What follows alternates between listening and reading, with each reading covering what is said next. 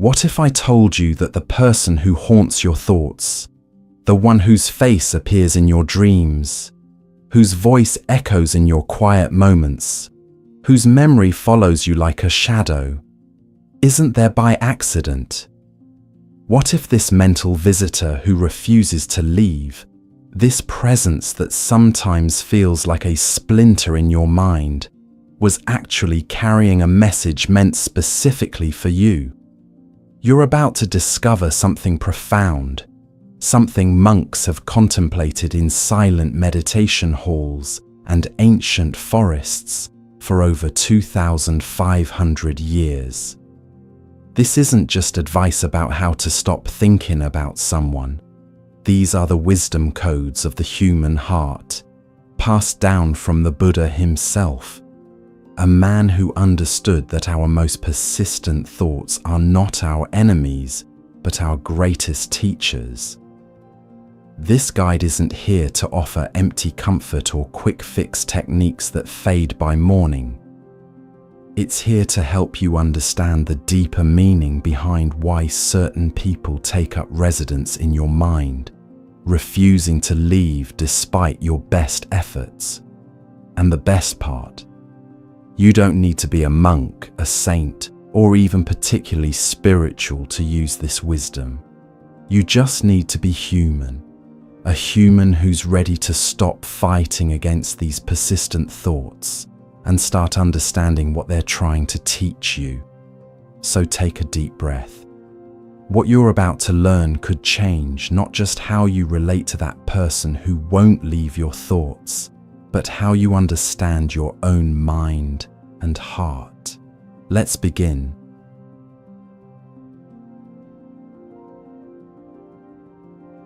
There comes a moment when you realize that pushing someone out of your mind requires more energy than simply understanding why they're there in the first place.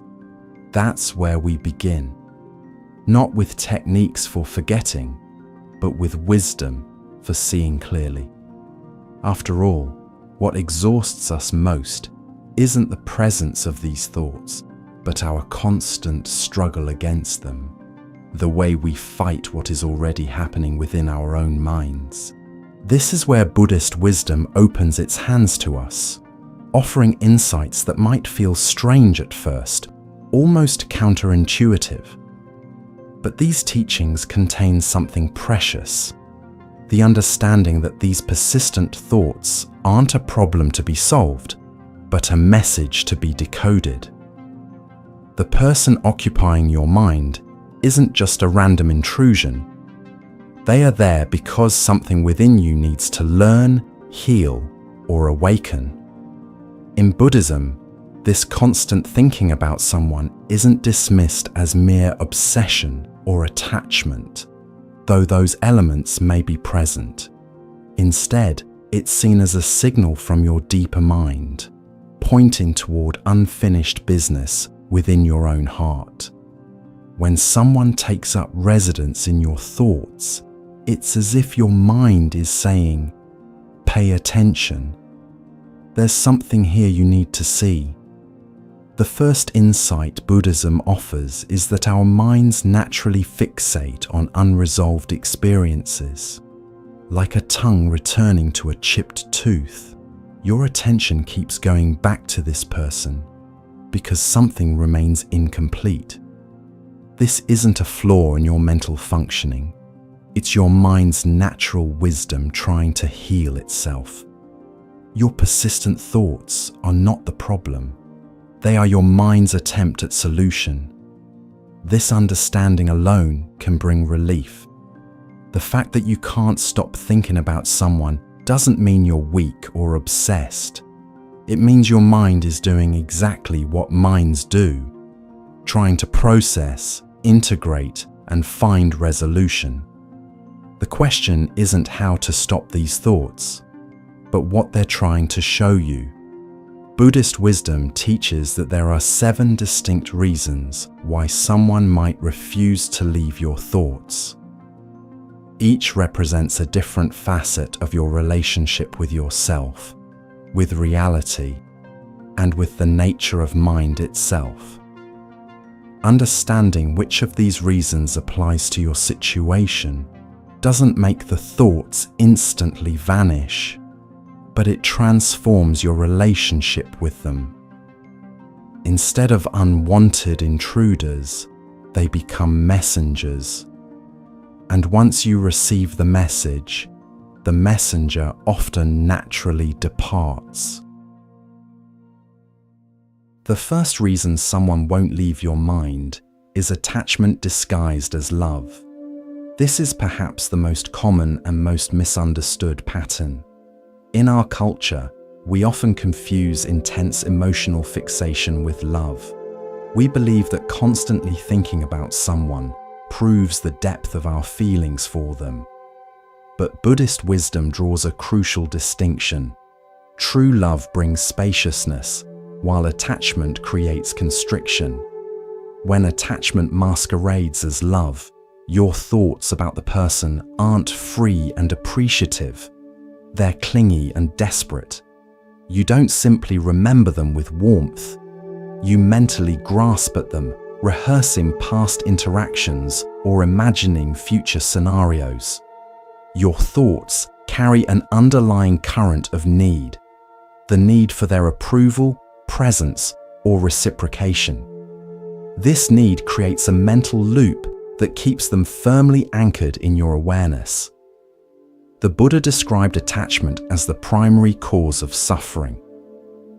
He observed that when we cling to people as if they were permanent, unchanging entities who could complete us, we set ourselves up for inevitable pain.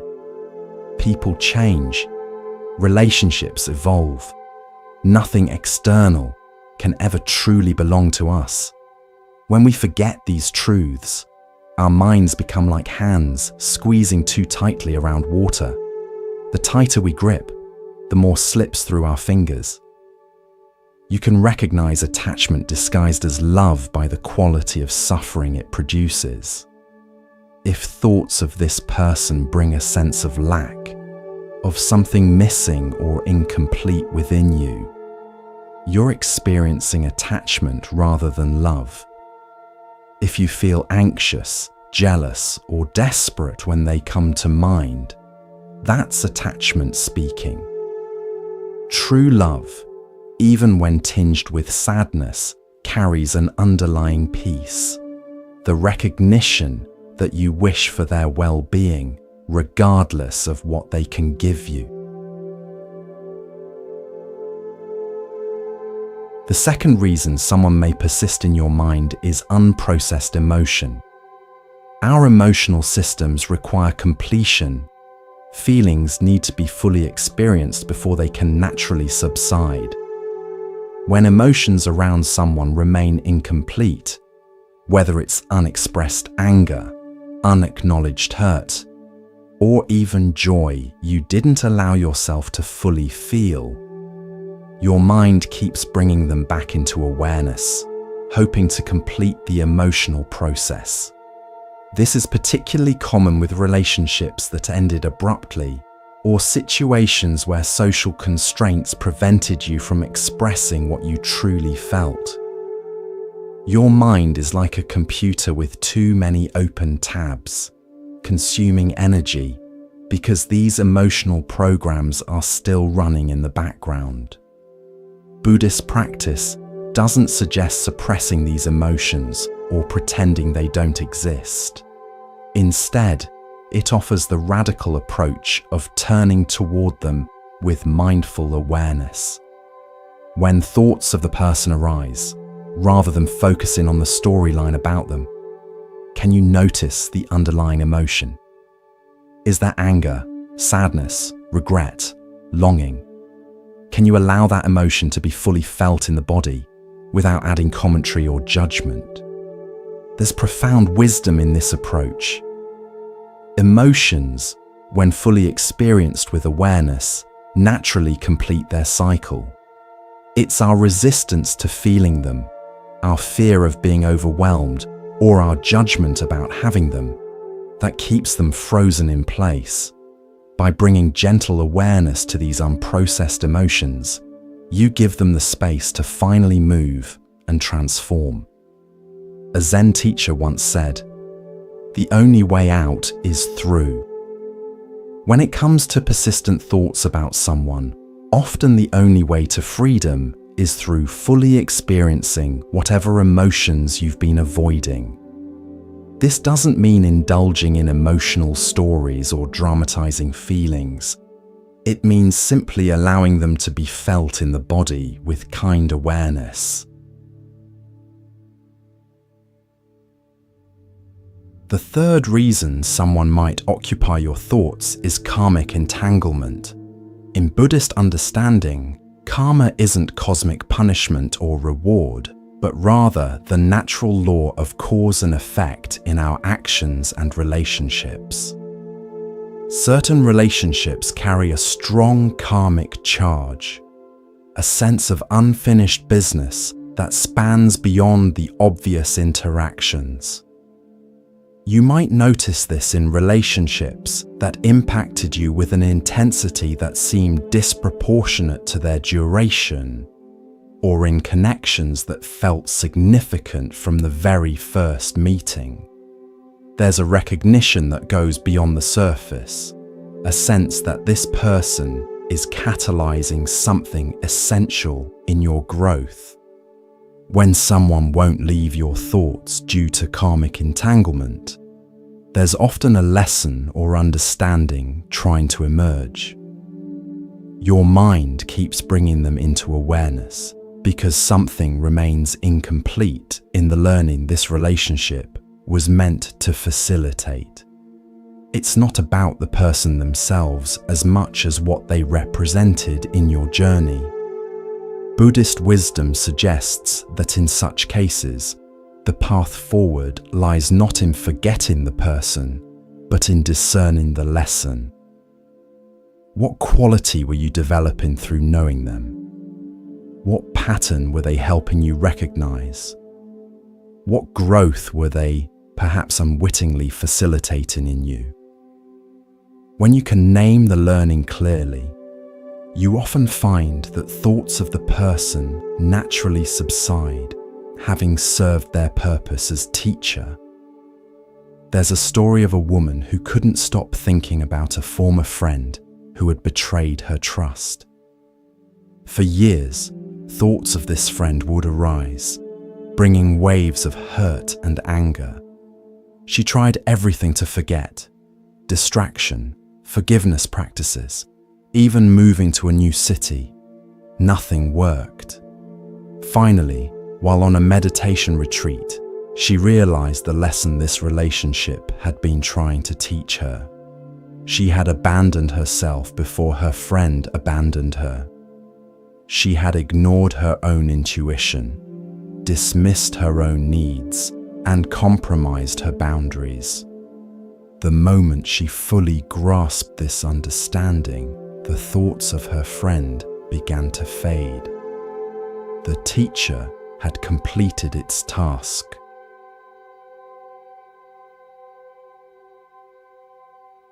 The fourth reason someone persists in your mind is what Buddhism calls projection of the shadow. We all have aspects of ourselves that we've disowned or repressed, qualities we were taught were unacceptable or that we judge harshly in ourselves.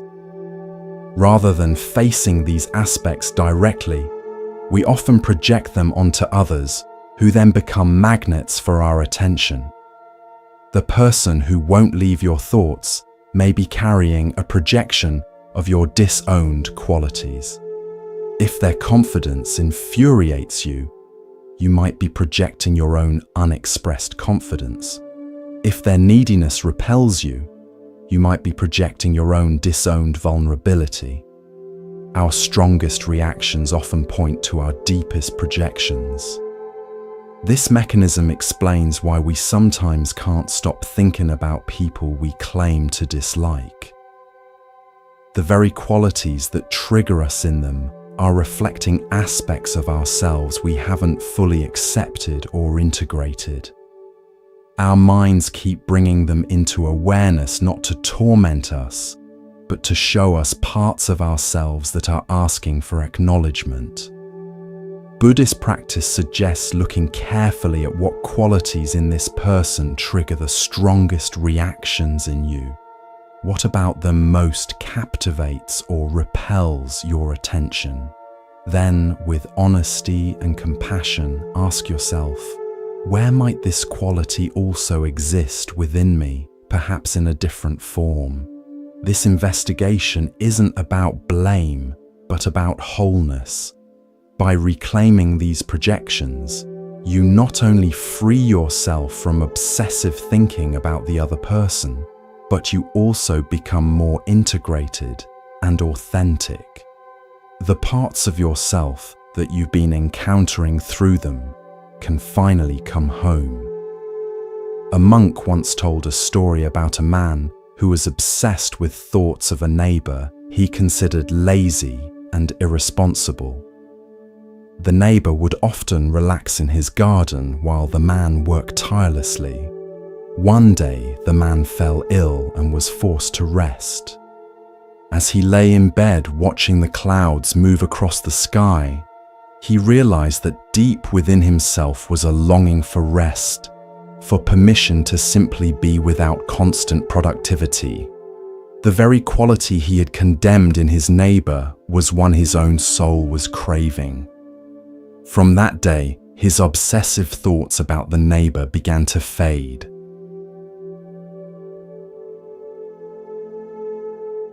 The fifth reason someone might dominate your thoughts is fixation on outcome.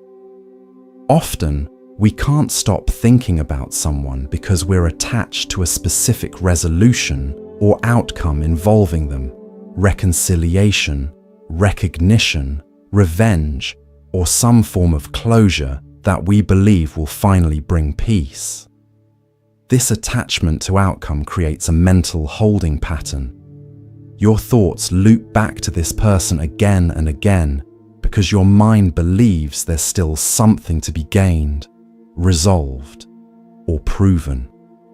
You can recognize this pattern when your thoughts about them consistently lead to the same imagined scenarios or outcomes. Buddhist wisdom on this is both simple and radical. True peace comes from accepting what is, not from achieving a particular outcome. As long as you believe your well-being depends on something specific happening with this person, them apologizing, recognizing your worth, regretting their choices, or returning to you, your mind will remain fixated on them. The practice here involves a profound shift, from attachment to outcome to acceptance of reality as it is now. This doesn't mean you approve of what happened or that you wouldn't prefer a different situation. It simply means you stop postponing your peace until some external condition is met. There's a Zen story about a monk who carried a woman across a muddy road, breaking his vow not to touch women. His companion monk said nothing at the time, but hours later remarked, "How could you break your vow and carry that woman?" The first monk replied, "I put her down on the other side of the road. Are you still carrying her?" In the same way, many of us continue carrying people in our minds long after the actual interaction has ended, weighed down by our attachment to how we believe things should have been.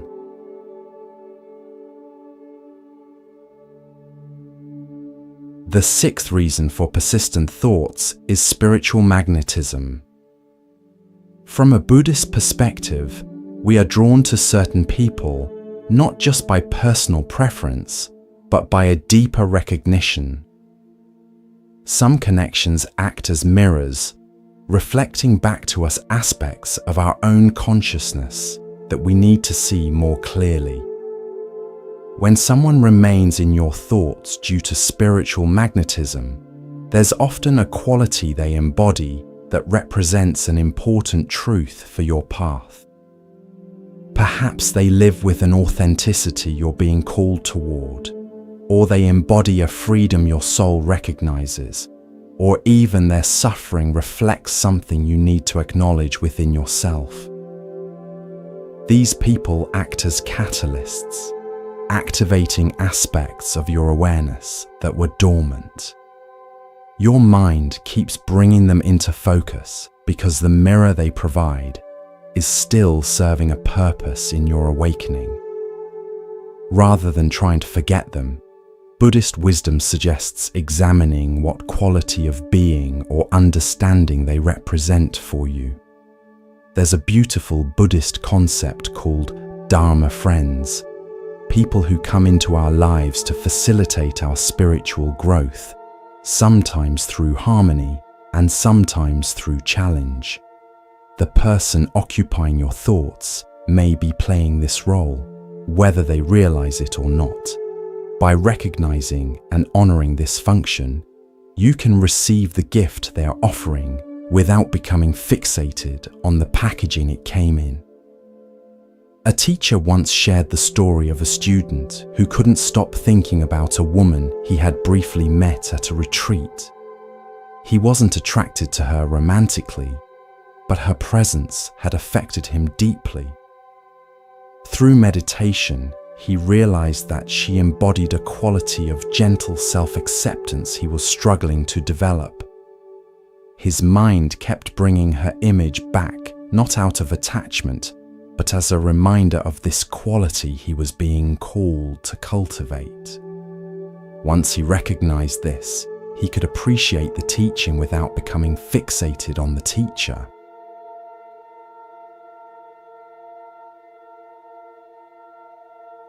The seventh and most profound reason someone won't leave your thoughts is what Buddhism calls emptiness teaching.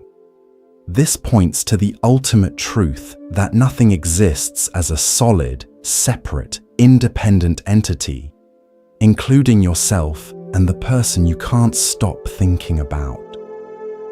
What we take to be distinct individuals are actually dynamic processes, constantly changing and interdependent with everything around them. When someone becomes a persistent presence in your mind, despite all efforts to forget them, they may be serving as your personal teacher of emptiness. Through this relationship, your mind is being invited to recognize the fluid, impermanent nature of what you considered to be you and them. This is perhaps the most challenging teaching to grasp intellectually, but the most liberating when experienced directly. The suffering around persistent thoughts comes largely from believing in two solid entities, me in here and them out there, and then creating stories about what should happen between these supposedly separate beings. Buddhist meditation practices invite us to look more closely. When you examine the thoughts themselves, you discover they're not solid things, but momentary appearances in awareness, rising, changing, and passing like waves on water.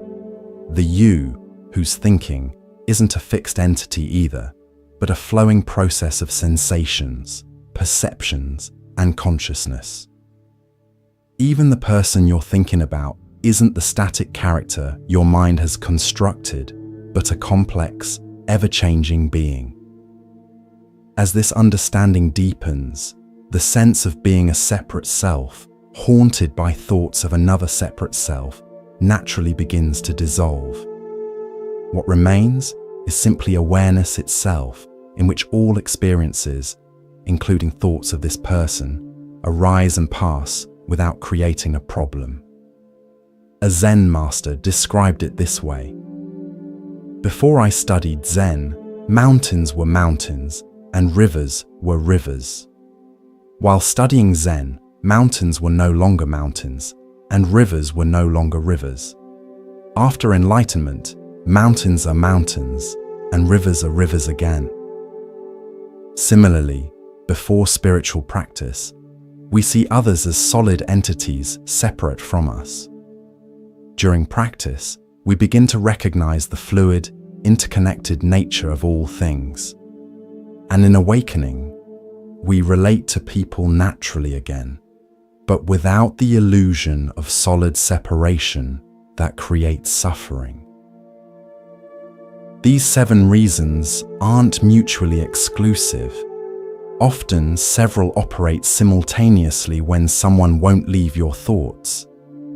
Nor are they simply psychological explanations. They point toward the deeper nature of mind itself and our fundamental relationship with reality. Understanding them doesn't make persistent thoughts instantly vanish, but it transforms your relationship with those thoughts from struggle to insight. So what does Buddhism suggest we do practically when someone refuses to leave our thoughts? First and foremost, stop fighting. The more you resist these thoughts, label them as problems, or criticize yourself for having them, the more persistent they become. Instead, Buddhist practice suggests a radical shift in approach, from rejection to curious investigation. When thoughts of this person arise, rather than pushing them away, can you welcome them as messengers? Can you ask gently, "What are you here to show me? What remains unresolved? What am I being invited to understand or heal?" This shift from resistance to receptivity often changes the entire dynamic of your relationship with these thoughts. The next step involves bringing mindful awareness to the physical and emotional experience that accompanies thoughts of this person. Rather than getting caught in the storyline about them, can you notice sensations in your body? Is there tightness in your chest, fluttering in your stomach, heat in your face? Can you feel the emotional tone? Longing, anger, regret, confusion?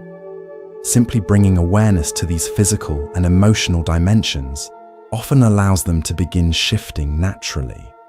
Buddhist meditation offers specific practices for working with persistent thoughts. One approach is called labeling or noting. When the thought arises, you simply note thinking and return to your breath or body sensations. You don't fight the thought or follow its storyline. You just acknowledge its presence and gently redirect your attention. This doesn't make the thought disappear immediately, but it changes your relationship with it. You're no longer caught in its grip. Another practice involves intentionally wishing the person well, regardless of your history or feelings toward them. This is called metta, or loving kindness meditation. When thoughts of them arise, you silently offer phrases such as, "May you be happy, may you be healthy, may you be safe, may you live with ease." This practice doesn't deny any hurt or anger you feel. Rather, it acknowledges that beneath those feelings is the basic human wish for all beings to be free from suffering. This may seem counterintuitive. Why wish well to someone you're trying to forget? But the wisdom here is profound. Often, what keeps us fixated on someone is not love, but subtle forms of aversion, resentment, judgment, or the need for their validation. By deliberately cultivating goodwill, you release these forms of aversion that have been binding you to them. It's like putting down a heavy weight you didn't realize you were carrying. There's also the practice of conscious substitution. When you notice yourself caught in thoughts about this person, you intentionally redirect your attention to something wholesome and nourishing. Perhaps gratitude for the good in your life, appreciation for those who support you, or immersion in an activity that brings you fully into the present moment. This isn't suppression or denial, but a skillful redirection of your mental energy.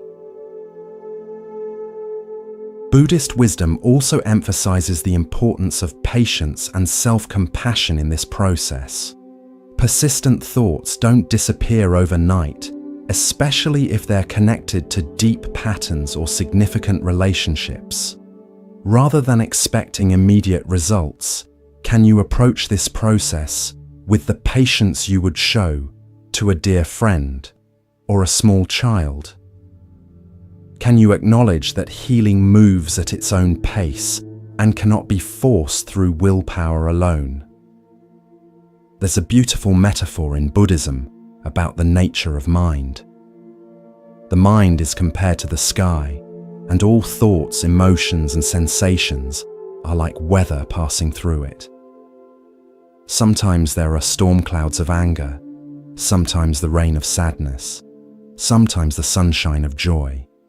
But the sky itself, vast, open, and luminous, remains unchanged by the weather moving through it.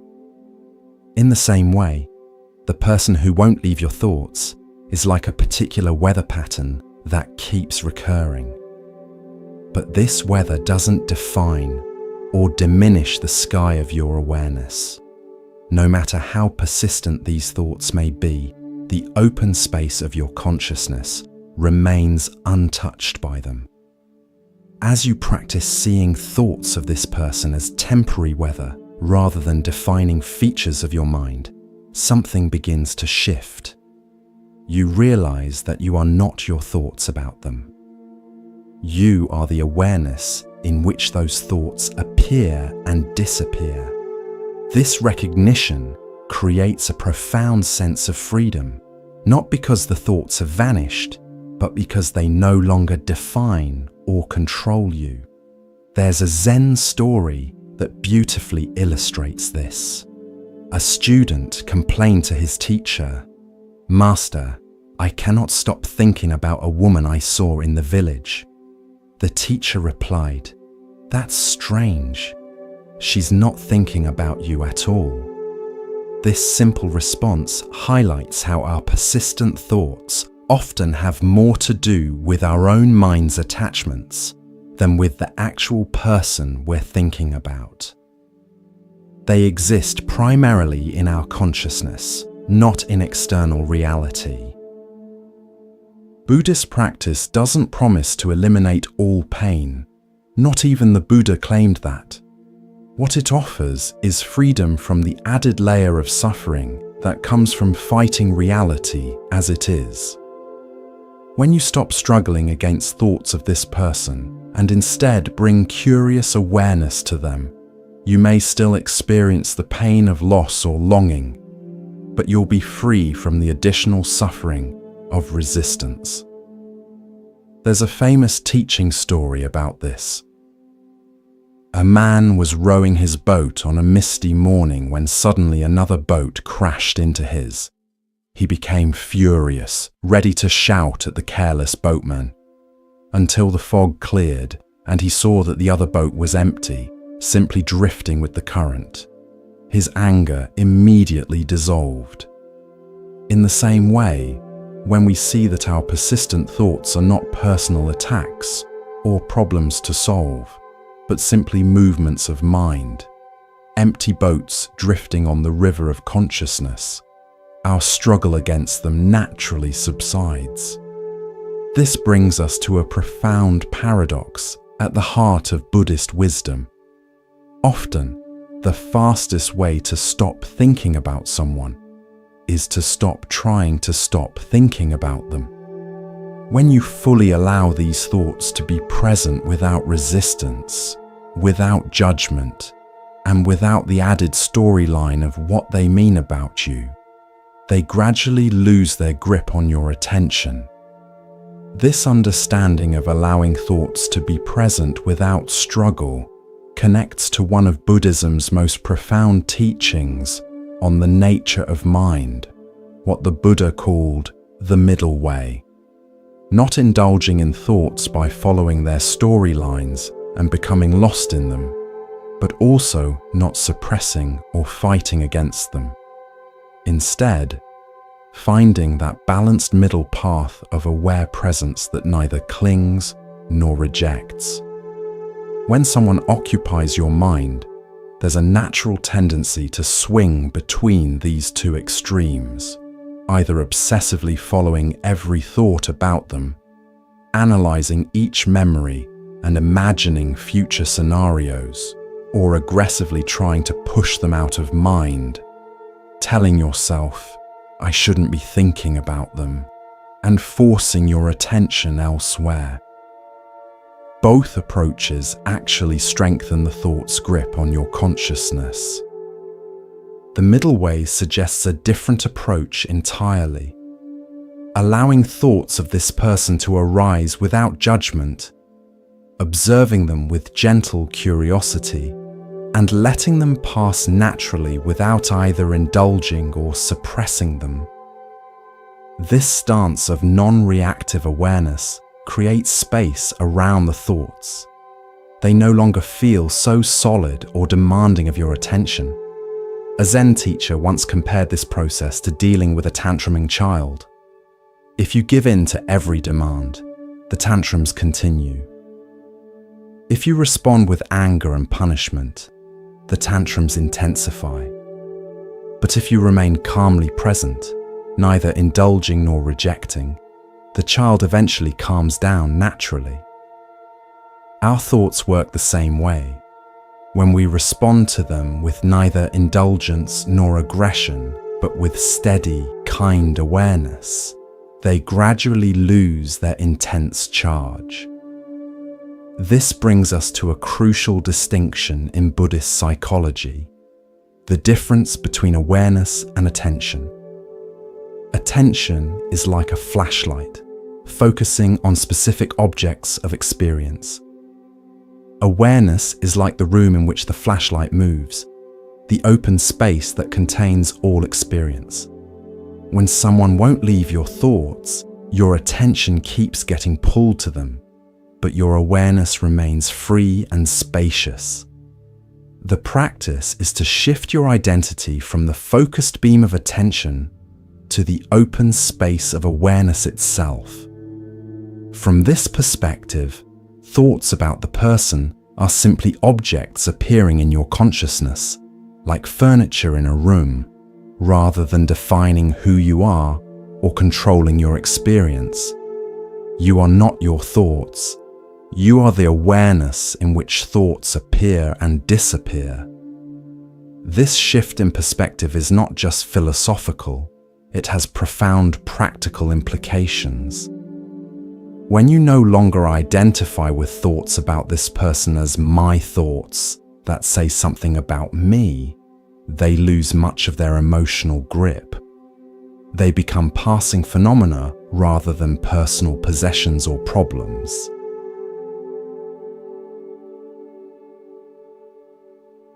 There's a beautiful metaphor in Thai Buddhist tradition that illustrates this. Ajahn Chah, a renowned meditation master, would hold up his teacup and say, "This cup is already broken." He meant that in reality, all things are impermanent. The cup will eventually break, chip, or be lost. By seeing it as already broken, he could enjoy using it fully without the suffering that comes from attachment. In the same way, the relationship with the person you can't stop thinking about is already broken in the sense that all relationships are ultimately impermanent. Nothing lasts unchanged forever. By acknowledging this truth, not as a cause for despair, but as a doorway to freedom, you can hold the relationship more lightly in your mind. This perspective connects to another essential Buddhist teaching, the truth of impermanence or anicca. Everything in existence is in constant flux, continuously changing. The person you're thinking about is not the same person they were a year ago or even a moment ago. Your memories of them are not the actual person, but mental images frozen in time. And you yourself are changing too, moment by moment. When thoughts of someone persist, there's often an underlying assumption that both you and they are fixed, unchanging entities. I am this way, they are that way, and our relationship is defined by what happened. But Buddhist wisdom invites us to see through this illusion of permanence. The you who is thinking about them now is not identical to the you who knew them then. They too have changed in ways you cannot fully know. This recognition of impermanence doesn't make memories disappear, but it softens their emotional intensity. It reminds us that we're not actually relating to the person as they are now, but to our mental construction of them based on past interactions. This mental image has become frozen in our minds, while the actual person continues to change and evolve beyond our awareness. There's a story about a monk who struggled with constant thoughts of a woman he had known before joining the monastery. Every time her face appeared in his mind, he would berate himself for his lack of spiritual progress. This internal conflict only made the thoughts more persistent and painful. Finally, he confessed his struggle to his teacher, who offered unexpected advice. The next time you think of her, don't push her away. Bow to her image in your mind and say, "Thank you for teaching me about attachment. May you be well." This simple shift in approach, from rejection to grateful acknowledgement, gradually transformed the monk's relationship with these thoughts until they no longer caused suffering. This practice of meeting difficult thoughts with gratitude rather than resistance connects to the Buddhist understanding of dukkha, often translated as suffering, but perhaps more accurately understood as unsatisfactoriness or stress.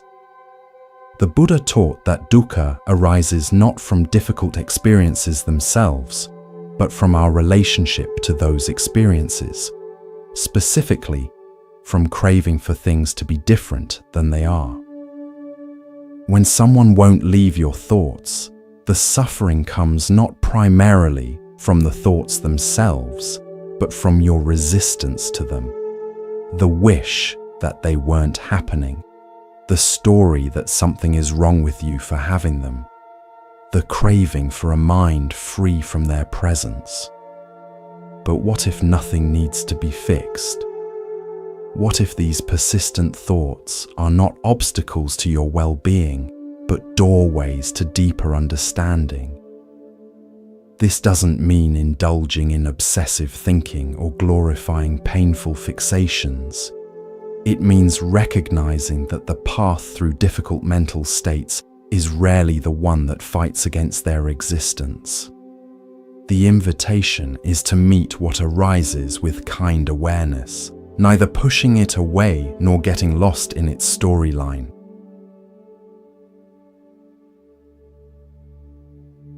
There's a powerful metaphor in Tibetan Buddhism about this process.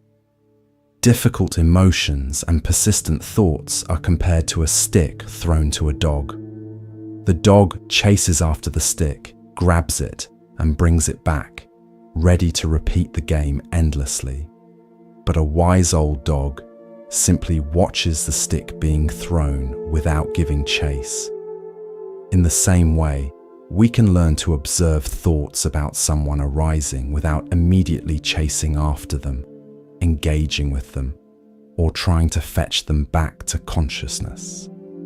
The Buddha offered specific practices for working with what he called the hindrances, mental states that obscure clear seeing. When thoughts about someone come with strong desire or aversion, two primary hindrances, he suggested several approaches. First, simply being aware of the hindrance as it arises without judgment. Second, investigating its nature. How does it feel in the body? What beliefs support it? How does it change when observed closely? Third, turning attention to its opposite quality. If there's anger, cultivating kindness. if there's craving, contemplating contentment. These practices don't aim to eliminate thoughts about the person, but to transform your relationship with those thoughts. The goal isn't a mind empty of memories or impressions, but a mind spacious enough that no thought, however persistent, can cause lasting suffering. There's a beautiful teaching from the Zen tradition that speaks to this spaciousness. A monk asked his teacher, "How do I practice when it's hot?" The teacher replied, "Be the heat." The monk then asked, "How do I practice when it's cold?" The teacher said, "Be the cold." This direct, intimate meeting with experience, without the buffer of resistance or commentary, points to the heart of working with persistent thoughts. Can you simply be with these thoughts when they arise, neither pushing them away, nor becoming lost in them? This intimate meeting with experience connects to what Buddhism calls bare attention, the capacity to observe what's happening without the usual filters of judgment, preference, or story. When thoughts of someone arise, can you notice them with this quality of bare attention? Thinking is happening, memory is present, longing is arising. This simple, direct acknowledgement without elaboration allows thoughts to be as they are without adding layers of meaning or resistance. The Buddha compared this quality of mind to a mirror, which clearly reflects whatever stands before it without clinging to the reflection or pushing it away. The mirror doesn't prefer certain images or resist others. It simply reflects what is present.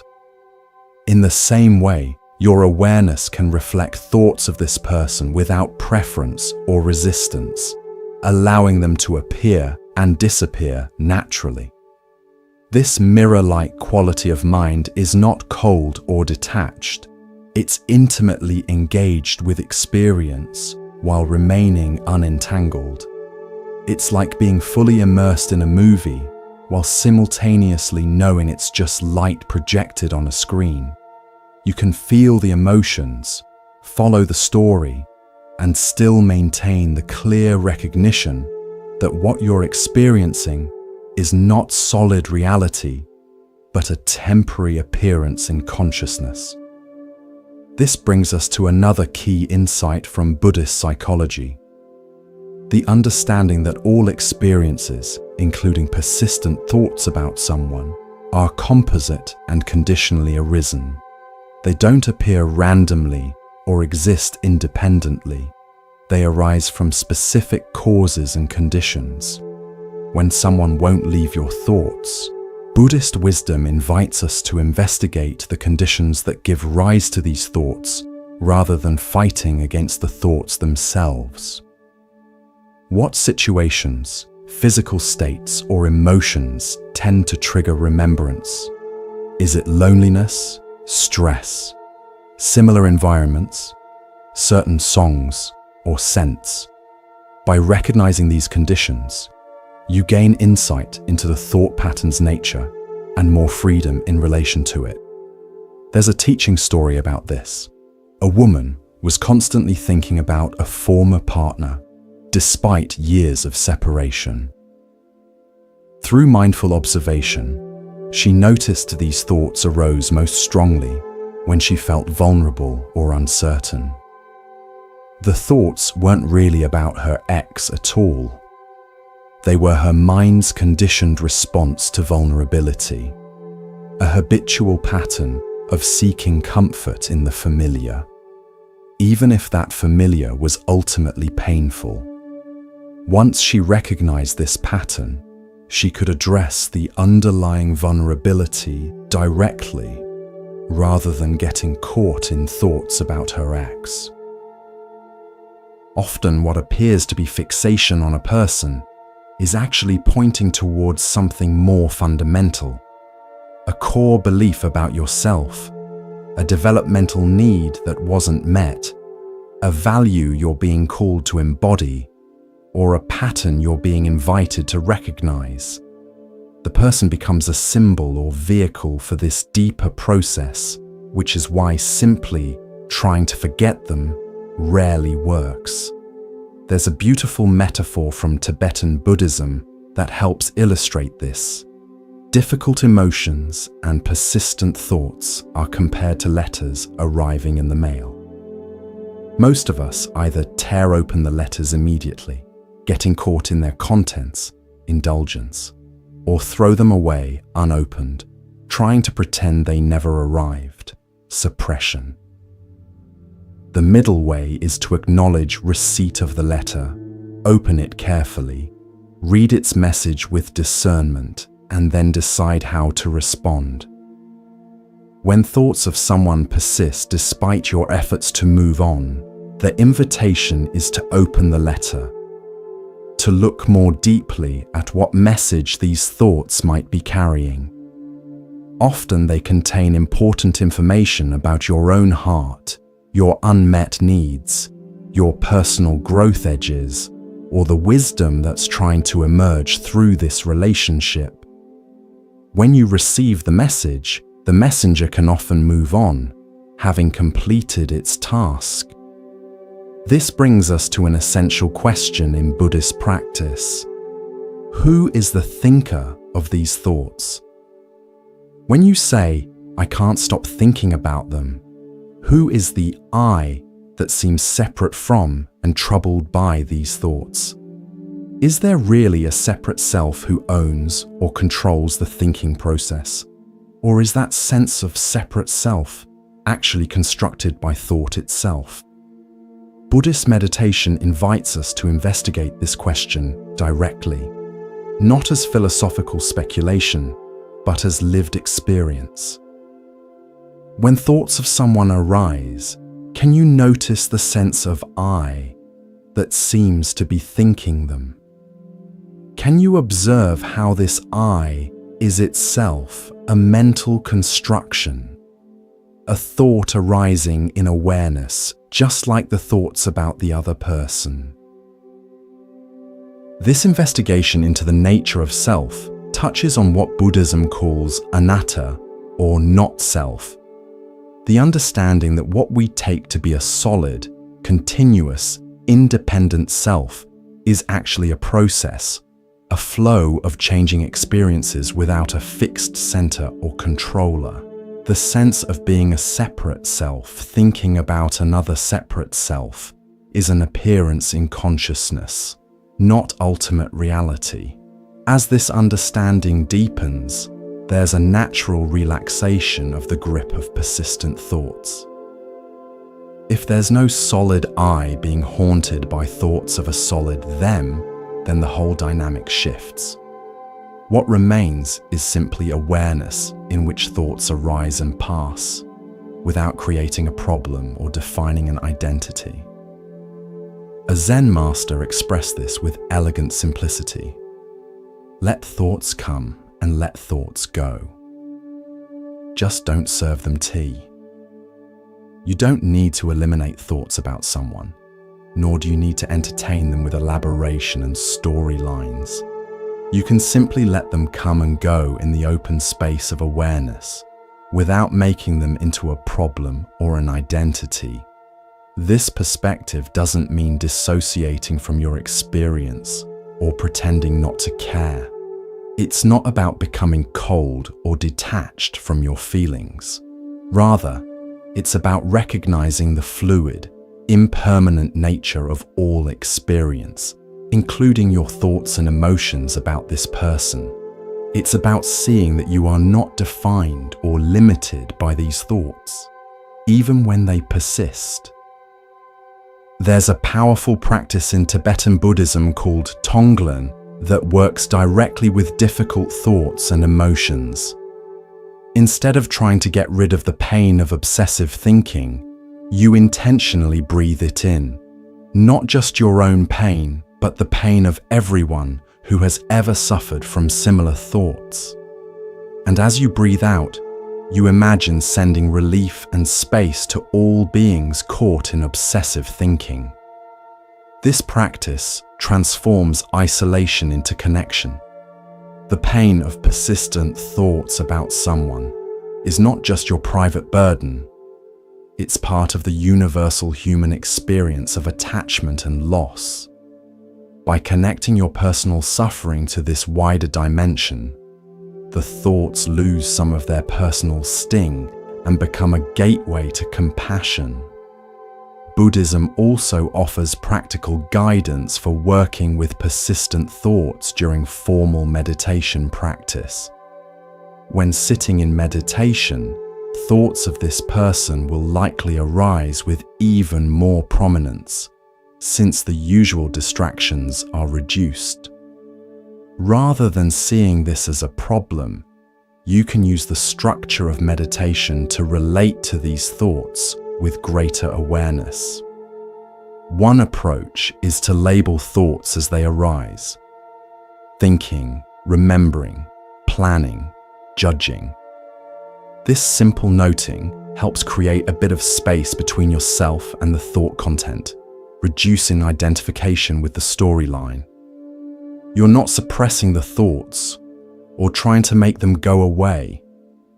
You're simply acknowledging their presence and returning to your meditation object, whether that's the breath, body sensations, or open awareness. Another approach involves using the breath as an anchor when thoughts become overwhelming. Feeling the physical sensations of breathing brings attention back to present moment experience, interrupting the tendency to get lost in mental stories about the past or future. The breath is always available as a refuge from obsessive thinking, a way to ground yourself in the reality of now rather than the mental constructions about then. There's also the practice of deliberately expanding awareness to include both the thoughts and the space around them. Rather than focusing narrowly on either suppressing or analyzing the thoughts, you open your awareness to hold them within a larger field of consciousness. Like stepping back to see not just the single tree that's captured your attention, but the entire forest. This wider perspective helps release the fixation on particular thought content. A meditation teacher once offered this guidance: don't push the river and don't dam it up. Just sit on the bank and watch it flow. In the same way, you can learn to observe the flow of thoughts about this person without either pushing them away or damming them up with resistance.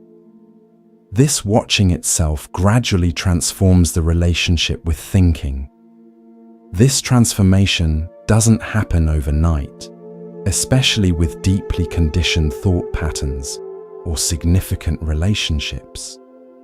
Buddhist practice emphasizes patience and persistence, qualities that become themselves objects of cultivation.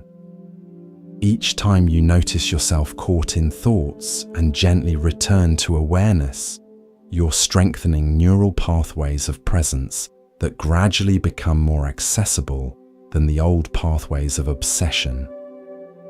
Think of it like creating a new trail through a dense forest. At first, the old path of obsessive thinking is wide and well-worn, easy to fall into without realizing it.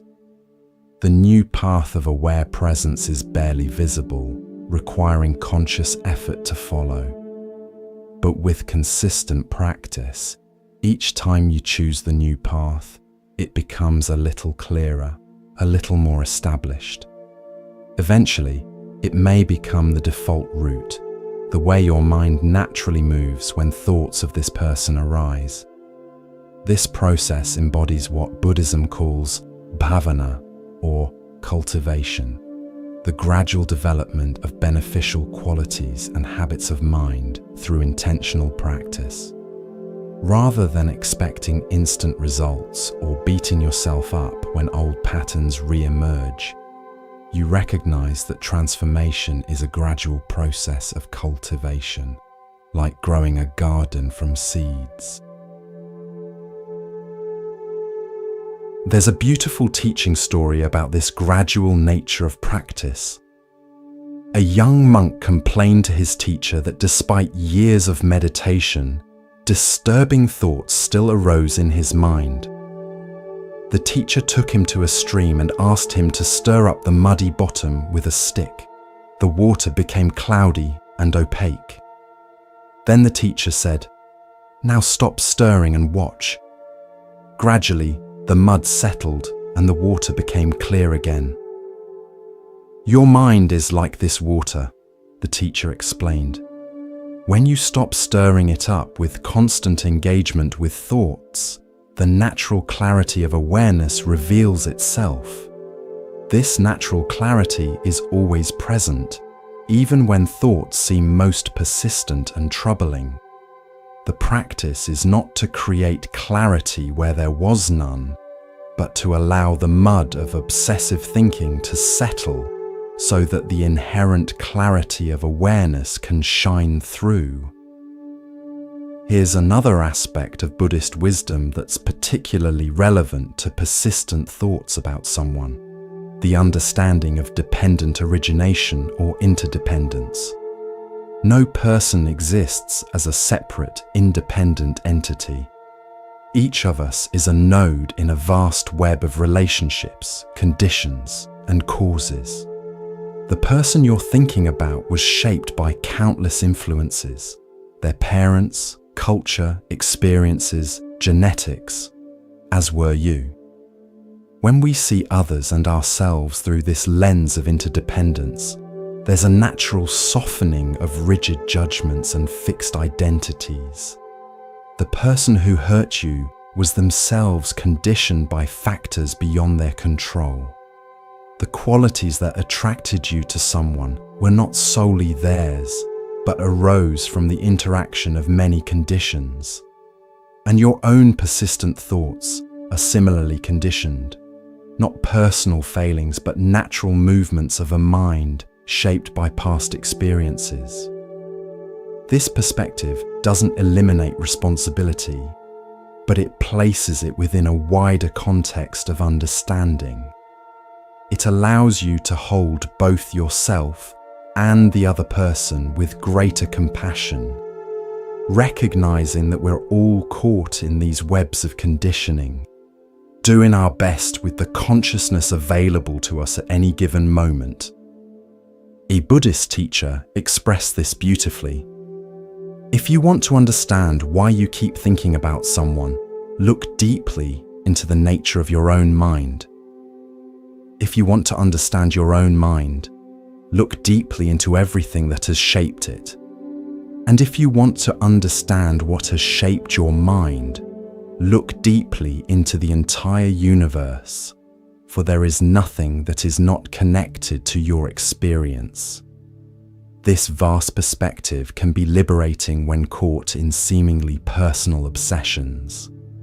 The thoughts that feel so intimate and defining are actually movements in a much larger field, connected to countless conditions beyond what we typically consider personal. Seeing this doesn't make the thoughts disappear, but it helps us hold them more lightly, with less identification and suffering. Another important Buddhist teaching for working with persistent thoughts is the distinction between pain and suffering. Pain is the inevitable experience of loss, difficulty, and change that comes with being human. Suffering is what we add to pain through resistance, judgment, and fixation. When someone won't leave your thoughts, the fact of remembering them might be unavoidable pain, but the struggle against these memories, the stories you tell about what they mean, and the identification with them as problems, that's suffering. Buddhist practice doesn't promise to eliminate all pain. Not even the Buddha claimed that. What it offers is freedom from the added layer of suffering that comes from fighting reality as it is. When you stop struggling against thoughts of this person and instead bring curious awareness to them, You may still experience the pain of loss or longing, but you'll be free from the additional suffering of resistance. There's a famous teaching story about this. A man was rowing his boat on a misty morning when suddenly another boat crashed into his. He became furious, ready to shout at the careless boatman, until the fog cleared and he saw that the other boat was empty, simply drifting with the current. His anger immediately dissolved. In the same way, when we see that our persistent thoughts are not personal attacks or problems to solve, but simply movements of mind, empty boats drifting on the river of consciousness, our struggle against them naturally subsides. This brings us to a profound paradox at the heart of Buddhist wisdom. Often, the fastest way to stop thinking about someone is to stop trying to stop thinking about them. When you fully allow these thoughts to be present without resistance, without judgment, and without the added storyline of what they mean about you, they gradually lose their grip on your attention. A meditation teacher illustrated this with a simple demonstration. She asked a student to hold a heavy book with arms outstretched and not think about how heavy it was becoming. Of course, the more the student tried not to think about the weight, the more aware of it they became. Then she suggested simply acknowledging, "This is heavy," and noticing the sensations without resistance. The weight didn't change, but the experience of it transformed. Similarly, acknowledging, "I'm thinking about them again," without added judgment often creates space where there was constriction. This space allows for the natural healing process to unfold. Just as a physical wound doesn't need us to obsessively focus on healing it, it knows how to heal itself when we provide the right conditions. Our minds have their own natural healing capacity. By creating conditions of kind awareness and non-resistance, we allow our natural wisdom to operate, gradually integrating experiences that seem stuck or unresolved. Buddhist psychology understands that the mind naturally moves toward wholeness and integration when we stop interfering with its process through either suppression or obsession. Our role is not to force healing, but to create conditions that support it, like a gardener who doesn't make plants grow, but provides water, sunlight, and good soil so they can grow themselves. This trust in the mind's natural healing capacity connects to what Buddhism calls bodhicitta, the awakened heart that is our true nature beneath layers of conditioning and reactivity. This awakened heart is already whole, already wise, already free. Our persistent thoughts and emotional fixations are not evidence of brokenness, but of the mind's ongoing effort to return to this natural wholeness. From this perspective, the person who won't leave your thoughts is playing a role in your journey back to your own awakened heart. The persistent thinking is not an obstacle to your well-being, but a doorway to deeper understanding if approached with awareness rather than resistance. The very qualities you find most difficult in relation to them, perhaps vulnerability, attachment, anger, or longing, are pointing toward aspects of yourself that are asking for integration and acceptance. There's a beautiful teaching from the Tibetan tradition. Whatever arises in the mind is the path. Nothing needs to be rejected or eliminated. Everything that appears in consciousness can be used for awakening when met with clear awareness. This includes even the most persistent and troubling thoughts about someone who has impacted you deeply. This perspective shifts the entire orientation from getting rid of unwanted thoughts to using them as vehicles for deepening presence and understanding. Each time this person comes to mind becomes an opportunity to practice awareness, to investigate the nature of mind itself, and to cultivate compassion, both for yourself and for them. This compassion extends not only to the content of your experience, but to the process itself. Can you hold with kindness both the thoughts about this person and your reactions to having those thoughts? Can you have compassion for the mind's tendency to get caught in loops, for the heart's vulnerability to attachment, for the very human longing to understand and resolve what feels unfinished? A teacher once shared this guidance. Don't meditate to get rid of thoughts, meditate to get to know them better. In the same way, perhaps the invitation when someone won't leave your thoughts is not to force them out, but to get to know these thoughts more intimately. Their triggers, their emotional tone, the stories they carry, and the space in which they arise and fade. This intimate knowing often reveals that what appears to be a monolithic fixation, "I can't stop thinking about them," is actually much more complex and nuanced. There are many different kinds of thoughts about this person, arising from different conditions and carrying different emotional charges. Some may be memories, others fantasies. Some may carry anger, others tenderness. Some may be about the person themselves, while others are more about what they represent to you. By getting to know these thoughts in their complexity, rather than treating them as a single problem to eliminate, you begin to see them more clearly for what they are, movements in consciousness rather than solid realities. This clarity itself is liberating, even if the thoughts continue to arise. There's a meditation instruction from the Thai forest tradition that captures this approach. Let go of the good, let go of the bad, see what remains. When you let go of judging thoughts about someone as either good to be cultivated or bad to be eliminated, what remains is simply awareness itself. The clear, open space in which all experiences arise and pass. This awareness is your true home, already free from entanglement, even when thoughts and emotions move through it.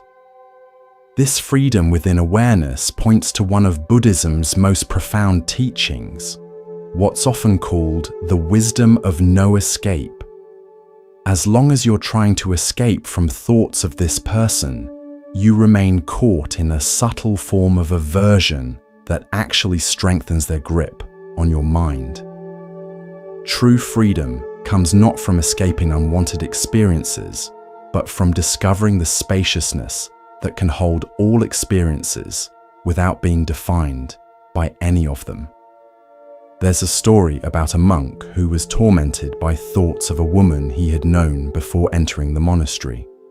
He tried everything to escape these thoughts: intense meditation, fasting, reciting scriptures, even physically exhausting himself with work. Nothing helped. Finally, in desperation, he went to his teacher and admitted his struggle. The teacher smiled and said, "Stop trying to escape these thoughts. The next time her image appears in your mind, bow to it respectfully and say, 'Thank you for helping me practice.'"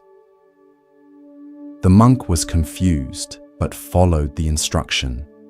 Gradually, the thoughts that had tormented him for years began to lose their grip.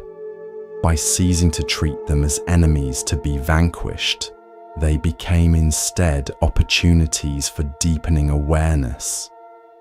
This approach embodies what Buddhism calls the middle way, not indulging in thoughts by following their narrative, but also not suppressing or fighting against them. Instead, finding that balanced middle path of aware presence that neither clings nor rejects. This middle way is not a compromise or halfway point between extremes. It's a completely different dimension of relating to experience, one based in presence rather than reaction. When someone occupies your mind, there's a natural tendency to swing between these two extremes, either obsessively thinking about them, analyzing each memory, and imagining future scenarios, or aggressively trying to push them out of mind, telling yourself, "I shouldn't be thinking about them," and forcing your attention elsewhere. Both approaches actually strengthen the thought's grip. The middle way suggests something else entirely, allowing thoughts of this person to arise without judgment, observing them with gentle curiosity, and letting them pass naturally without either indulging or suppressing them. This stance of non-reactive awareness creates space around the thoughts. They no longer feel so solid or demanding of your attention. This space is what Buddhism calls emptiness, not a nihilistic void, but the open dimension of awareness itself, free from fixation or resistance. When you recognize the empty nature of both your thoughts about someone and the self who seems to be thinking them, there's a natural relaxation of the grip of obsession. Nothing solid is happening. There are simply patterns of energy moving through the open field of consciousness. A Zen teaching story illustrates this beautifully. A monk asked his teacher, "How do I enter the way of liberation?" The teacher replied, "Do you hear the sound of that stream?" The monk said, "Yes." The teacher said, "That is the entrance." In the same way, when thoughts of someone arise, the very noticing of these thoughts, the clear awareness that knows thinking is happening, is itself the doorway to freedom. Not by eliminating the thoughts, but by recognizing the awareness in which they appear. This awareness is always present, even in the midst of the most persistent thinking. It's like the sky that contains all weather, sometimes cloudy, sometimes clear, but always vast and unaffected by whatever passes through it. Your thoughts about this person are like weather patterns moving through the sky of your consciousness. Sometimes stormy, sometimes gentle, but never defining or limiting the sky itself. Recognizing this sky-like nature of awareness doesn't mean becoming detached or dissociated from your experience. It's not about numbing yourself to feelings or pretending not to care. Rather, it's about discovering a dimension of your being that can be intimately present with all experiences without being confined by any of them. This intimacy, without identification, is the heart of Buddhist practice. A meditation teacher once offered this guidance. Don't meditate to get somewhere else or to become someone different. Meditate to make friends with yourself exactly as you are. In the same way, the invitation when someone won't leave your thoughts is not to become a person who never thinks about them, but to befriend yourself exactly as you are, including these persistent thoughts and all the feelings they carry. This friendship with yourself is not self-indulgence or complacency. It's a profound acceptance that creates the conditions for natural transformation. Just as a plant grows best in the right soil, with adequate water and sunlight, your own natural wisdom unfolds most readily in conditions of kind awareness rather than harsh judgment or desperate striving. This brings us to another essential teaching for working with persistent thoughts, what Buddhism calls the Four Noble Truths. The first truth acknowledges that suffering exists. In this case, the suffering of being unable to stop thinking about someone. The second truth recognizes that this suffering has causes, specifically the craving for things to be different than they are, wanting the thoughts to stop, and the ignorance that sees thoughts as solid realities rather than passing phenomena. The third truth offers the liberating insight that when these causes cease, suffering naturally subsides. And the fourth truth provides the practical path that leads to this cessation. This path, often called the Eightfold Path, offers comprehensive guidance for working with all forms of suffering, including the suffering of persistent thoughts. It includes right understanding, seeing thoughts as impermanent conditioned phenomena rather than solid realities. Right intention, approaching these thoughts with kindness rather than aversion. Right speech, how you talk to yourself about these thoughts. Right action, how you behave when thoughts arise. Right livelihood, creating life conditions that support awareness. Right effort, the balanced energy of presence. Right mindfulness, clear seeing of what's happening. And right concentration, the steady focus that allows deeper insight. Each aspect of this path offers practical wisdom for working with persistent thoughts about someone. Right understanding helps you see these thoughts in the context of impermanence and interdependence, rather than as personal failings. Right intention brings kindness to the process, rather than self-criticism.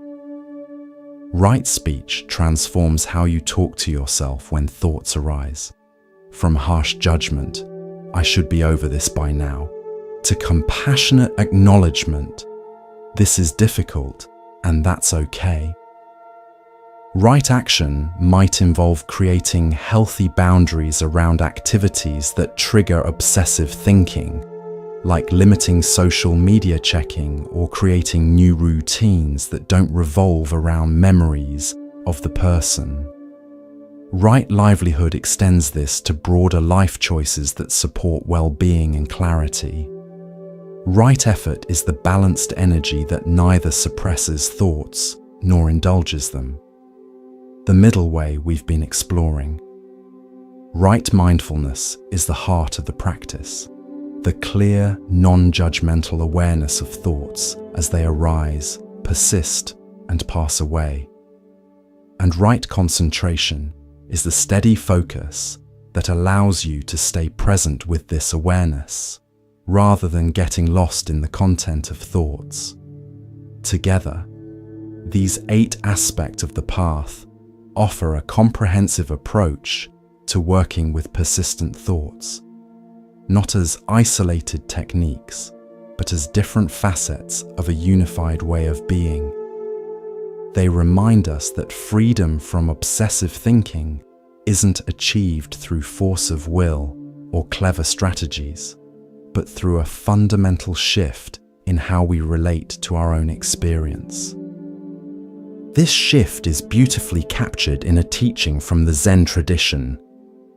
The Great Way is not difficult for those who have no preferences.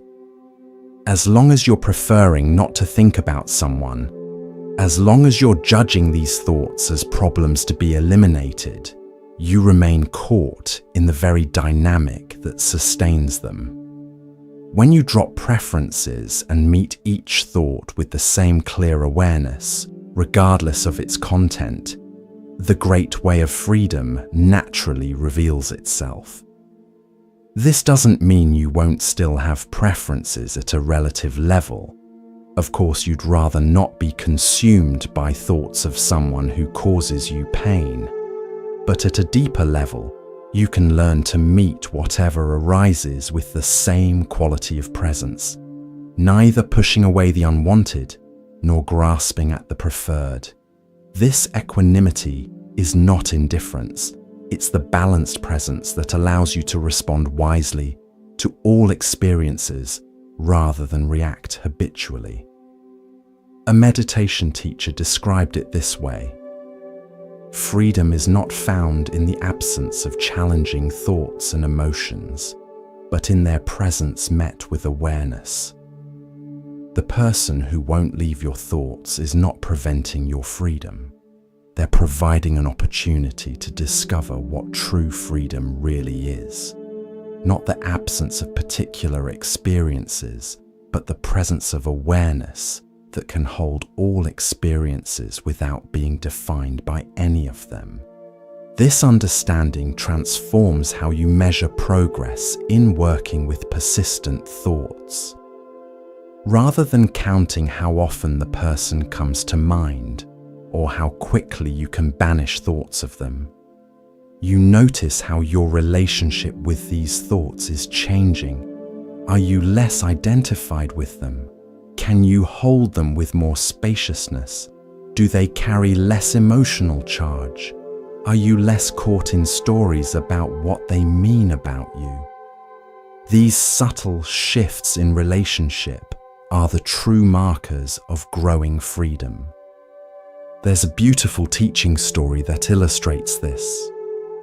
A student complained to his meditation teacher, "I've been practicing for years, but I still have disturbing thoughts." The teacher took him to a busy road and asked, "Do you hear the traffic?" The student said, "Yes, of course." The teacher asked, "Is the traffic inside your head or outside?" The student replied, "Outside, obviously." The teacher smiled and said, "Exactly. And you can relate to your thoughts the same way. They're just traffic passing by. You don't need to eliminate the traffic. You just need to stop mistaking it for who you are." This shift in perspective, from identifying with thoughts to recognizing them as traffic moving through awareness, is at the heart of Buddhist practice. It doesn't make the traffic disappear, but it transforms your relationship with it. The person who won't leave your thoughts is just one vehicle in this mental traffic, no more defining or problematic than any other thought passing through awareness. There's another powerful teaching from the Buddhist tradition that's particularly relevant when someone won't leave your thoughts: the practice of Tonglen, or sending and taking. Instead of trying to get rid of painful thoughts, you intentionally breathe them in. Not just your own pain, but the pain of everyone who has ever suffered from similar thoughts. And as you breathe out, you imagine sending relief and space to all beings caught in obsessive thinking. This practice transforms isolation into connection. The pain of persistent thoughts about someone is not just your private burden. It's part of the universal human experience of attachment and loss. By connecting your personal suffering to this wider dimension, the thoughts lose some of their personal sting and become a gateway to compassion. A teacher described it this way: when you feel the sharp pain of obsessive thinking, remember that countless others feel this exact same pain right now. Breathe in for all of us, acknowledging our shared human struggle. Breathe out, sending relief to everyone caught in these thought patterns. This practice doesn't eliminate thoughts about the person, but it changes their meaning. From personal torment to a bridge of compassion, connecting you with others. This connection with others points to another essential Buddhist teaching for working with persistent thoughts: the understanding that you are not alone in this struggle. The Buddha himself acknowledged that difficult thoughts and emotions arise for everyone, even those with years of meditation practice. What distinguishes the wise practitioner is not the absence of such thoughts, but the way they're met, with awareness rather than identification, with compassion rather than judgment. There's a beautiful teaching from the Thai forest tradition that captures this. The untrained mind is like a dog that chases every stick thrown. It runs here and there, exhausting itself. The trained mind sees the stick, but doesn't chase it. It stays at ease in its own nature. This doesn't mean the trained mind no longer sees the stick. Thoughts of the person still arise, but it no longer feels compelled to chase after them, to elaborate on them, or to define itself by them. This capacity to see without chasing develops gradually through consistent practice. Each time you notice yourself caught in thoughts about someone and gently return to awareness, you're strengthening this capacity. It's like building a muscle. At first, it requires conscious effort, and you may relapse into old patterns frequently, but with practice, presence becomes more natural and accessible. A meditation teacher used this metaphor. Imagine you're learning to play the piano. At first, every note requires conscious attention, and you make many mistakes. But with practice, your fingers begin to know their way around the keyboard. You don't have to think about each note. Playing becomes more natural and flowing. Working with persistent thoughts is similar. At first, it takes conscious effort to notice when you're caught and to return to awareness. But with practice, this movement becomes more natural until presence itself becomes your default mode. This development of presence as a default mode doesn't happen overnight, especially with deeply conditioned thought patterns about significant relationships. Buddhist practice emphasizes patience and persistence, qualities that become themselves objects of cultivation. Each time you notice yourself caught in thoughts and gently return to awareness, you're strengthening neural pathways of presence that gradually become more accessible than the old pathways of obsession. There's a teaching story about this gradual nature of practice. A monk was struggling with persistent thoughts and asked his teacher how long it would take before they stopped arising.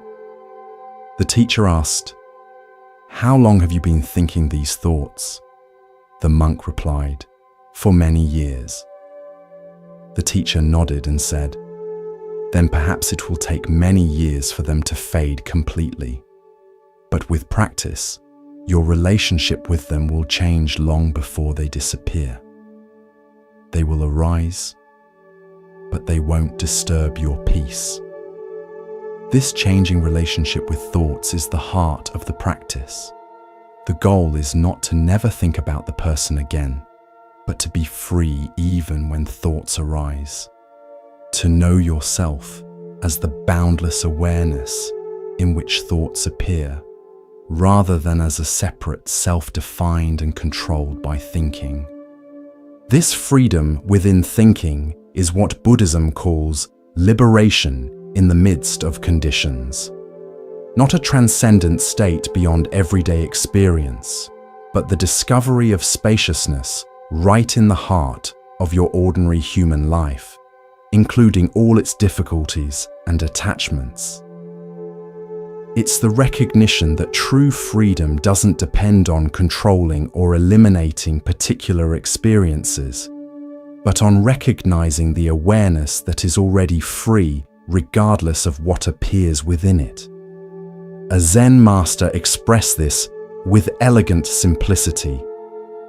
Enlightenment is intimacy with all things. This includes intimacy with your own mind and heart, even when they're filled with thoughts of someone you wish you could forget. Instead of fighting against these thoughts in the name of spiritual progress, can you meet them with the same intimate awareness you would offer to any other aspect of reality? This intimacy doesn't mean indulgence or identification. It's the clear, compassionate presence that neither clings to thoughts nor pushes them away. the middle way we've been exploring. It's the willingness to be fully present with whatever arises, not because you enjoy painful thoughts, but because you recognize that presence itself is the path to freedom. There's a beautiful teaching from the Tibetan tradition. Whatever arises in the mind is the path. Nothing needs to be rejected or eliminated. Everything that appears in consciousness can be used for awakening when met with clear awareness. This includes even the most persistent and troubling thoughts about someone who has impacted you deeply. From this perspective, the person who won't leave your thoughts is not an obstacle to your well-being, but a doorway to deeper understanding if approached with awareness rather than resistance. The very qualities you find most difficult in relation to them, perhaps vulnerability, attachment, anger, or longing, are pointing toward aspects of yourself that are asking for integration and acceptance. This integration doesn't happen through analysis alone, though understanding can be helpful. It happens through direct experience, through feeling these difficult energies fully in the body, meeting them with compassionate awareness, and allowing them to move and transform naturally. This is what Buddhist practice calls embodied presence. Not just understanding difficult experiences intellectually, but meeting them with the whole body-mind. A meditation teacher described it this way: don't try to think your way out of painful thinking. Feel your way through. When thoughts of this person arise, notice where you feel the impact in your body. Is there tightness in your chest, a knot in your stomach, heat in your face? Bring gentle attention to these physical sensations, allowing them to be exactly as they are. As you meet the bodily experience with kind awareness, you'll often find that both the sensations and the thoughts naturally shift and release. This embodied approach acknowledges that our thoughts about someone aren't just mental concepts, they're whole body experiences involving sensations, emotions, images, and energy. By meeting the full-bodied experience, rather than just the mental storyline, you create conditions for natural integration and healing. This healing doesn't mean you'll never think of the person again. It means that when thoughts arise, they no longer carry the same charge or create the same suffering. They become simply one more appearance in the vast field of awareness, neither particularly problematic nor particularly significant. The person who once dominated your mental landscape becomes just one of many characters passing through the movie of consciousness. A Zen teacher expressed this with a simple but profound metaphor. Your mind is like the sky, and thoughts are like clouds passing through it. Some clouds are dark and stormy, others light and wispy, but none of them define or alter the sky itself. In the same way, thoughts about this person may still arise, but they don't define or limit the vast awareness that you are. This recognition of your true nature as awareness itself rather than as the content of awareness is the heart of Buddhist practice. It's not a conceptual understanding, but a direct experience that becomes increasingly accessible through consistent practice. Each time you notice yourself caught in thoughts and return to awareness, you're remembering who you truly are beyond all mental constructions. This remembering is not about achieving some special state or becoming someone different. It's about recognizing what's already true, that you are not defined or limited by any thought, emotion, or experience, no matter how persistent or powerful it seems. The person who won't leave your thoughts has no power to confine the boundless awareness that is your true nature. A teacher once shared this guidance. Don't practice to get rid of thoughts or to become a different person. Practice to discover the freedom that's already here, regardless of what thoughts are present. This freedom is not conditional on the absence of particular experiences. It's the inherent nature of awareness itself, available in every moment, including those filled with thoughts of someone you wish you could forget. This unconditional freedom is what Buddhism points to as our birthright, not something to be achieved through struggle or striving, but something to be recognized and remembered in the midst of our ordinary human lives, with all their attachments, confusions, and complexities. The person who won't leave your thoughts is not preventing you from claiming this birthright. They're providing an opportunity to discover what true freedom really is. A meditation teacher expressed it this way: the thoughts you're trying to eliminate are the very doorway to the freedom you seek. Not because the thoughts themselves are freedom, but because the awareness that knows these thoughts is already free. Each time you notice, "I'm thinking about them again," you're simultaneously recognizing the awareness that is not bound by these thoughts. That recognition itself is the taste of freedom. This taste of freedom becomes increasingly familiar through practice, until you no longer measure your well-being by the presence or absence of particular thoughts, but by your capacity to rest in awareness regardless of what thoughts arise. The person who once seemed to have such power over your mind becomes simply one more appearance in consciousness, neither particularly problematic nor particularly significant. This doesn't mean you become cold or indifferent to the relationship or its impact on you. It means you're no longer defined or controlled by it. You can honor the significance of this person in your journey, while simultaneously recognizing that your true nature is not dependent on any relationship or experience. This balanced perspective allows both genuine human feeling and spiritual freedom. A Zen story illustrates this beautifully. A monk who had been practicing for many years was asked if he still experienced difficult emotions. "Of course," he replied. "Then what's the difference between you and someone who doesn't practice?" the questioner asked. The monk said, "For someone who doesn't practice, when anger arises, they become anger. When desire arises, they become desire. When fear arises, they become fear.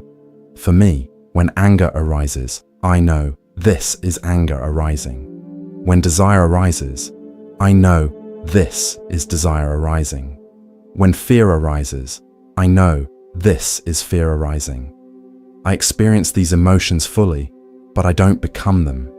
In the same way, when thoughts of someone arise in your mind, you can know these are thoughts arising without becoming identified with them as my thoughts that define who you are." This simple but profound shift in perspective, from being thoughts to knowing thoughts, is the heart of Buddhist practice. This knowing is not intellectual analysis, but direct recognition, the clear awareness that registers thinking is happening without getting caught in the content of thought. This awareness is always present, even in the midst of the most persistent thinking. It's like the screen on which all mental movies play, always there, regardless of whether the movie is a light-hearted comedy or an intense drama. Recognizing yourself as this awareness, rather than as the content of awareness, is what Buddhism calls taking refuge in Buddha nature. Not as a religious belief, but as a direct experience of your true nature beyond all mental constructions. This refuge is always available, regardless of what thoughts or emotions are moving through consciousness. A teacher described it this way: the next time thoughts of this person arise, instead of focusing on the thoughts themselves, notice the awareness that knows these thoughts are happening. Rest in that awareness, allowing thoughts to come and go without following or resisting them. This awareness is your true nature, already free regardless of what appears within it. This resting in awareness is not a technique to make unwanted thoughts disappear. It's a recognition of what's already true, that you are not defined or limited by any thought, emotion, or experience, no matter how persistent or powerful it seems. The person who won't leave your thoughts has no power to confine the boundless awareness that is your true nature.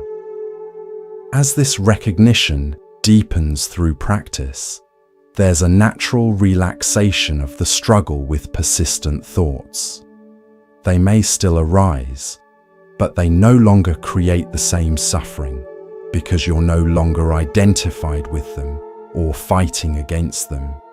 They become simply one more appearance in the vast field of awareness, neither particularly problematic nor particularly significant. This doesn't mean you become indifferent to your human experience or to the relationship that these thoughts represent.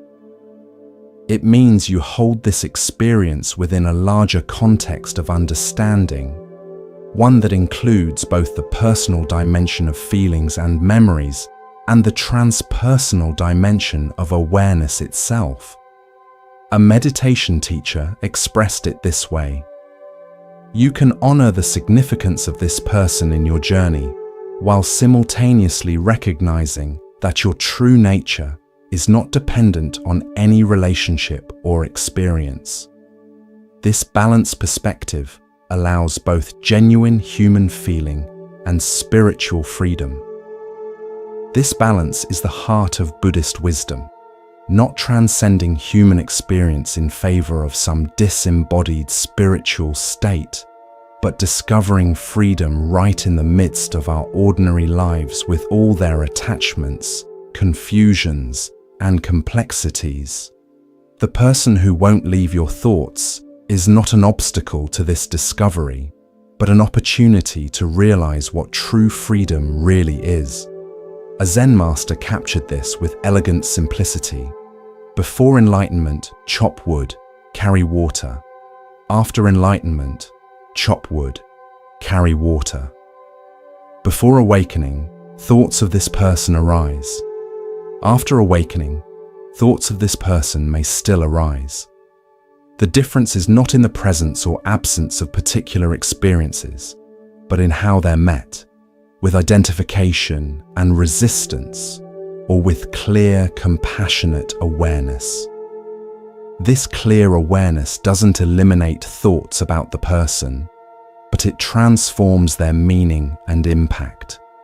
What once felt like a prison of obsession becomes simply one more aspect of the ever-changing flow of consciousness, neither particularly problematic nor particularly significant.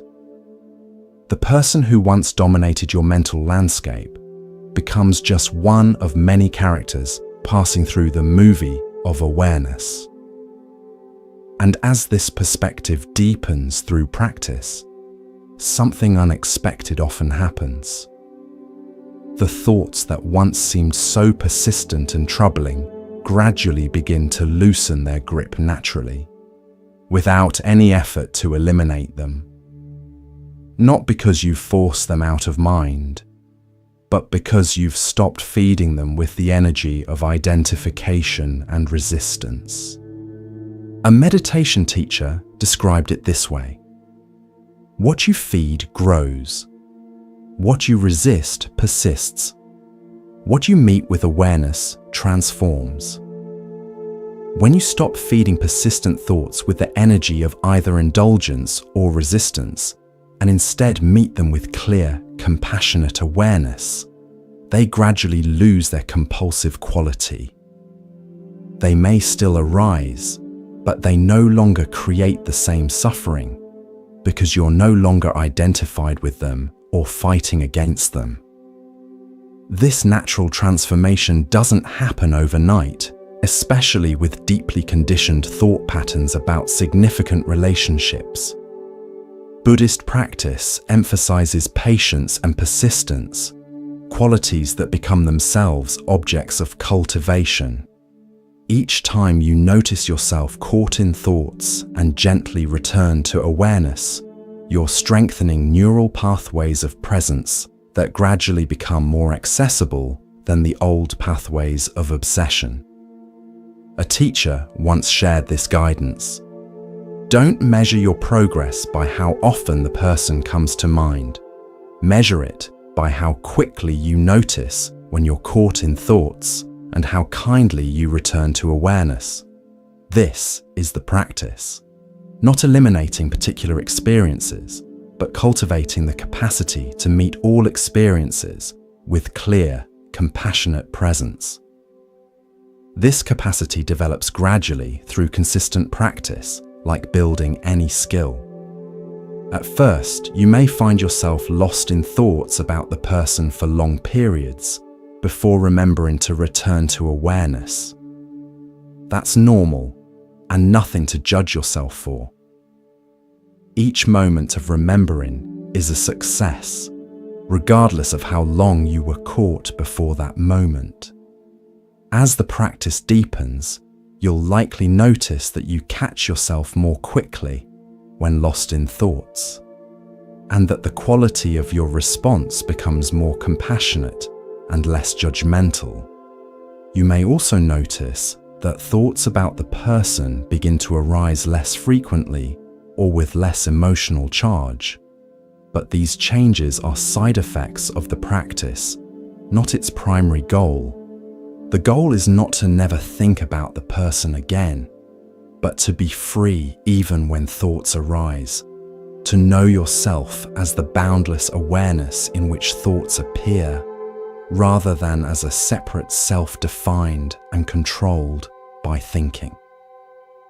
This freedom within thinking is what Buddhism calls liberation in the midst of conditions, not a transcendent state beyond everyday experience, but the discovery of spaciousness right in the heart of your ordinary human life.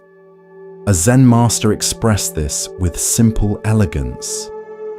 The great way is not difficult for those who have no preferences.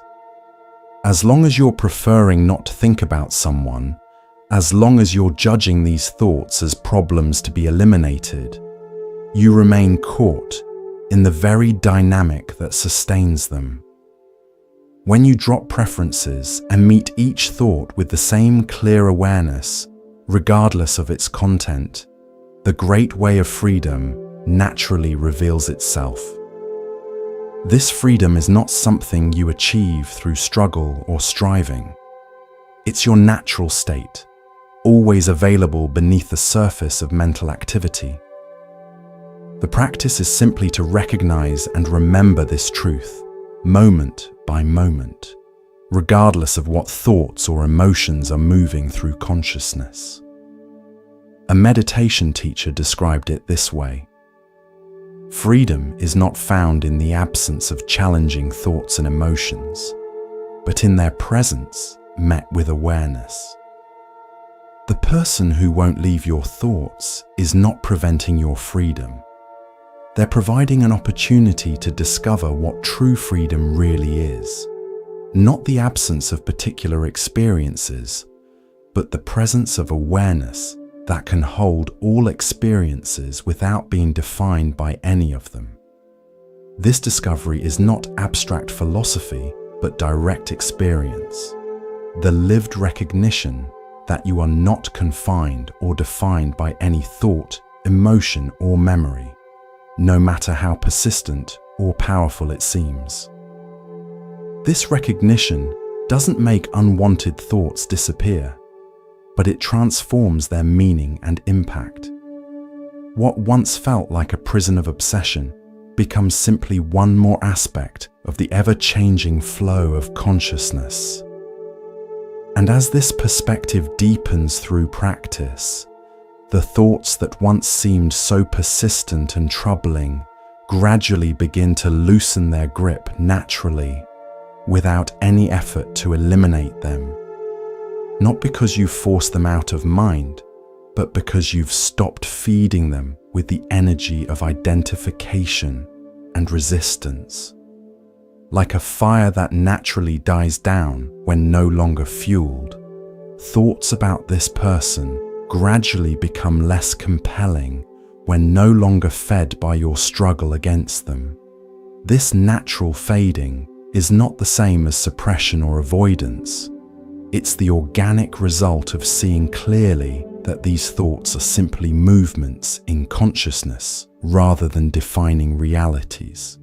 When you no longer treat them as problems to be solved or enemies to be vanquished, they gradually lose their power to disturb your peace. A teacher expressed it this way: don't try to force thoughts out of your mind. Instead, create conditions where they naturally fade in significance. These conditions include regular meditation practice, cultivation of present moment awareness in daily life, development of compassion for yourself and others, and deepening understanding of the impermanent, interdependent nature of all phenomena. These practices don't target specific thoughts for elimination.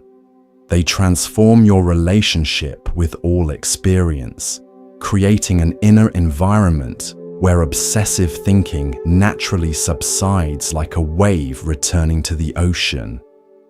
The person who once dominated your mental landscape gradually becomes just one of many characters passing through the movie of consciousness, neither particularly problematic nor particularly significant. This doesn't mean you become indifferent to your human experience or to the relationship that these thoughts represent. It means you hold this experience within a larger context of understanding, one that includes both the personal dimension of feelings and memories and the transpersonal dimension of awareness itself. A meditation teacher expressed it beautifully. You can honor the significance of this person in your journey while simultaneously recognizing that your true nature is not dependent on any relationship or experience. This balanced perspective allows both genuine human feeling and spiritual freedom. This balance is the heart of Buddhist wisdom, not transcending human experience in favor of some disembodied spiritual state, but discovering freedom right in the midst of our ordinary lives with all their attachments, confusions, and complexities. The person who won't leave your thoughts is not an obstacle to this discovery, but an opportunity to realize what true freedom really is. This balance is the heart of Buddhist wisdom, not transcending human experience in favor of some disembodied spiritual state, but discovering freedom right in the midst of our ordinary lives, with all their attachments, confusions, and complexities. The person who won't leave your thoughts is not an obstacle to this discovery, but an opportunity to realize what true freedom really is. When we learn to meet our persistent thoughts with clarity and compassion rather than resistance, something remarkable happens. The very thoughts that once tormented us become our greatest teachers, revealing aspects of ourselves that have been waiting for acknowledgement and integration. This doesn't mean we cling to these thoughts or indulge in them. It means we recognize their deeper purpose in our journey toward wholeness. Buddhist wisdom teaches us that nothing arises in our experience by accident. Every persistent thought, every emotional pattern, every challenging relationship carries a message for our awakening if we're willing to listen with an open heart. The person who won't leave your mind is there because something within you needs to learn, heal, or awaken through the mirror they provide. This teaching becomes especially powerful when we consider the Buddhist understanding of karma, not as punishment or reward, but as the natural unfolding of causes and conditions across time. From this perspective, significant relationships that leave deep imprints on our minds aren't random accidents, but meaningful connections with particular lessons embedded within them. A meditation teacher explained it this way: when someone affects you so deeply that they continue to occupy your thoughts long after their physical presence has gone, there's often a karmic dimension to the relationship. Not in the sense of cosmic punishment, but in the sense that this connection is serving an important purpose in your spiritual evolution. The thoughts persist because the learning isn't complete. This learning isn't about figuring out intellectual answers about why things happened as they did. It's about allowing the relationship to catalyze inner growth that might not have happened any other way. Perhaps this person is teaching you about boundaries or vulnerability or forgiveness or self-worth. Perhaps they're revealing patterns of attachment that have shaped your life unconsciously until now. Whatever the lesson, it continues to present itself through persistent thoughts until it's fully integrated. Integration doesn't mean the thoughts disappear completely. It means they no longer create suffering because you've received their deeper message. They become like a story you've read thoroughly rather than a mystery that keeps you awake at night. You can remember the story without being consumed by it. There's a beautiful teaching story about this. A woman had been haunted by thoughts of a former partner for years after their relationship ended. Despite meditation, therapy, and new relationships, his face would appear in her mind during quiet moments, bringing waves of regret and longing. Finally, during a meditation retreat, she had a profound insight. This person had awakened in her a capacity for deep love that she had never expressed fully, not just toward him, but toward herself and life itself. The relationship had ended, but the awakening it sparked was meant to continue. From that day, thoughts of him still arose, but they no longer brought pain. Instead, they reminded her to express the love that had been awakened within her. The thoughts became not a torment, but a gentle reminder of her capacity for openness. This transformation of meaning is available to all of us, regardless of the specific nature of the relationship or why the person occupies our thoughts. The key is shifting from, "Why won't these thoughts stop?" to, "What are these thoughts showing me that I need to see?" From this perspective, persistent thoughts become not problems to solve, but invitations to deeper self-knowledge. And here's something remarkable about this approach. When we receive the invitation and learn the lesson, the thoughts often naturally begin to fade or transform. Not because we force them out, but because they've completed their purpose. Like a messenger who can depart once the message has been delivered, thoughts about someone naturally subside when they've completed their teaching function. This doesn't happen overnight, especially with deeply significant relationships. The learning and integration unfold according to their own timing, not according to our preferences or schedules. Buddhist practice emphasizes patience with this process, not a passive waiting, but an active presence with what is unfolding within us moment by moment. A meditation teacher expressed it beautifully. Don't rush the river. The healing and integration that wants to happen through these persistent thoughts has its own organic timing. Your role is not to force the process, but to create conditions where it can unfold naturally. Conditions of awareness, compassion, and honest self-reflection. These conditions include regular meditation practice, which creates space around thoughts rather than getting caught in their storylines.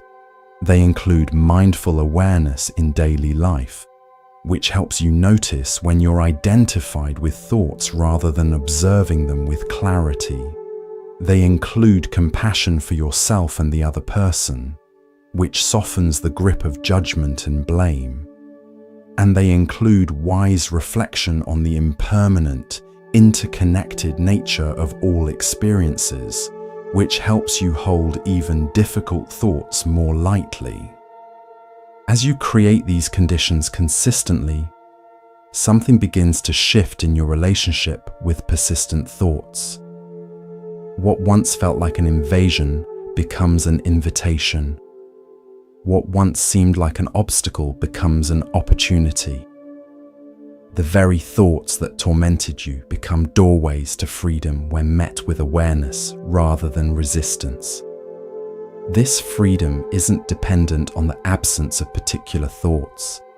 It's the recognition that you are not defined or limited by any thought, emotion, or memory, no matter how persistent or powerful it seems. Your true nature is the boundless awareness in which all experiences arise and pass, not the temporary contents of consciousness. There's another profound dimension to why someone won't leave your thoughts, one that reaches beyond personal psychology into what Buddhism calls the interconnected nature of all beings. From this perspective, our mental connections with others aren't just psychological phenomena, but expressions of a deeper reality where consciousness itself is fundamentally interconnected. The boundaries we perceive between my mind and your mind are more permeable than our conventional understanding suggests. A meditation teacher described it this way: when someone occupies your thoughts with unusual persistence, sometimes what you're experiencing is a form of consciousness connection that transcends ordinary understanding. Your thoughts of them might be mirroring their thoughts of you, or perhaps there's an energetic resonance between you that continues beyond physical proximity. These connections aren't mystical or supernatural. They're expressions of the fundamental interconnectedness that quantum physics and contemplative traditions both recognize at the heart of reality.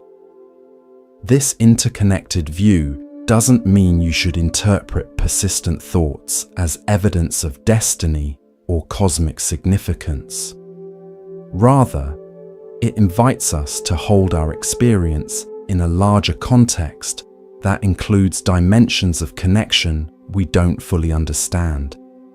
Perhaps the person in your thoughts is there partly because there's a resonance between your consciousness and theirs that serves some purpose in both your journeys. Ancient Buddhist texts speak of what's called mind-to-mind transmission, the recognition that consciousness can connect directly with consciousness beyond the ordinary boundaries of separate identities. While modern interpretations vary, this tradition points toward an understanding that our mental lives aren't as private and separate as we typically assume. The boundaries between minds are more like permeable membranes than solid walls. This perspective doesn't diminish your responsibility for working skillfully with your own mind, but it does suggest that persistent thoughts about someone might sometimes be picking up on a genuine connection that exists at levels beyond ordinary awareness.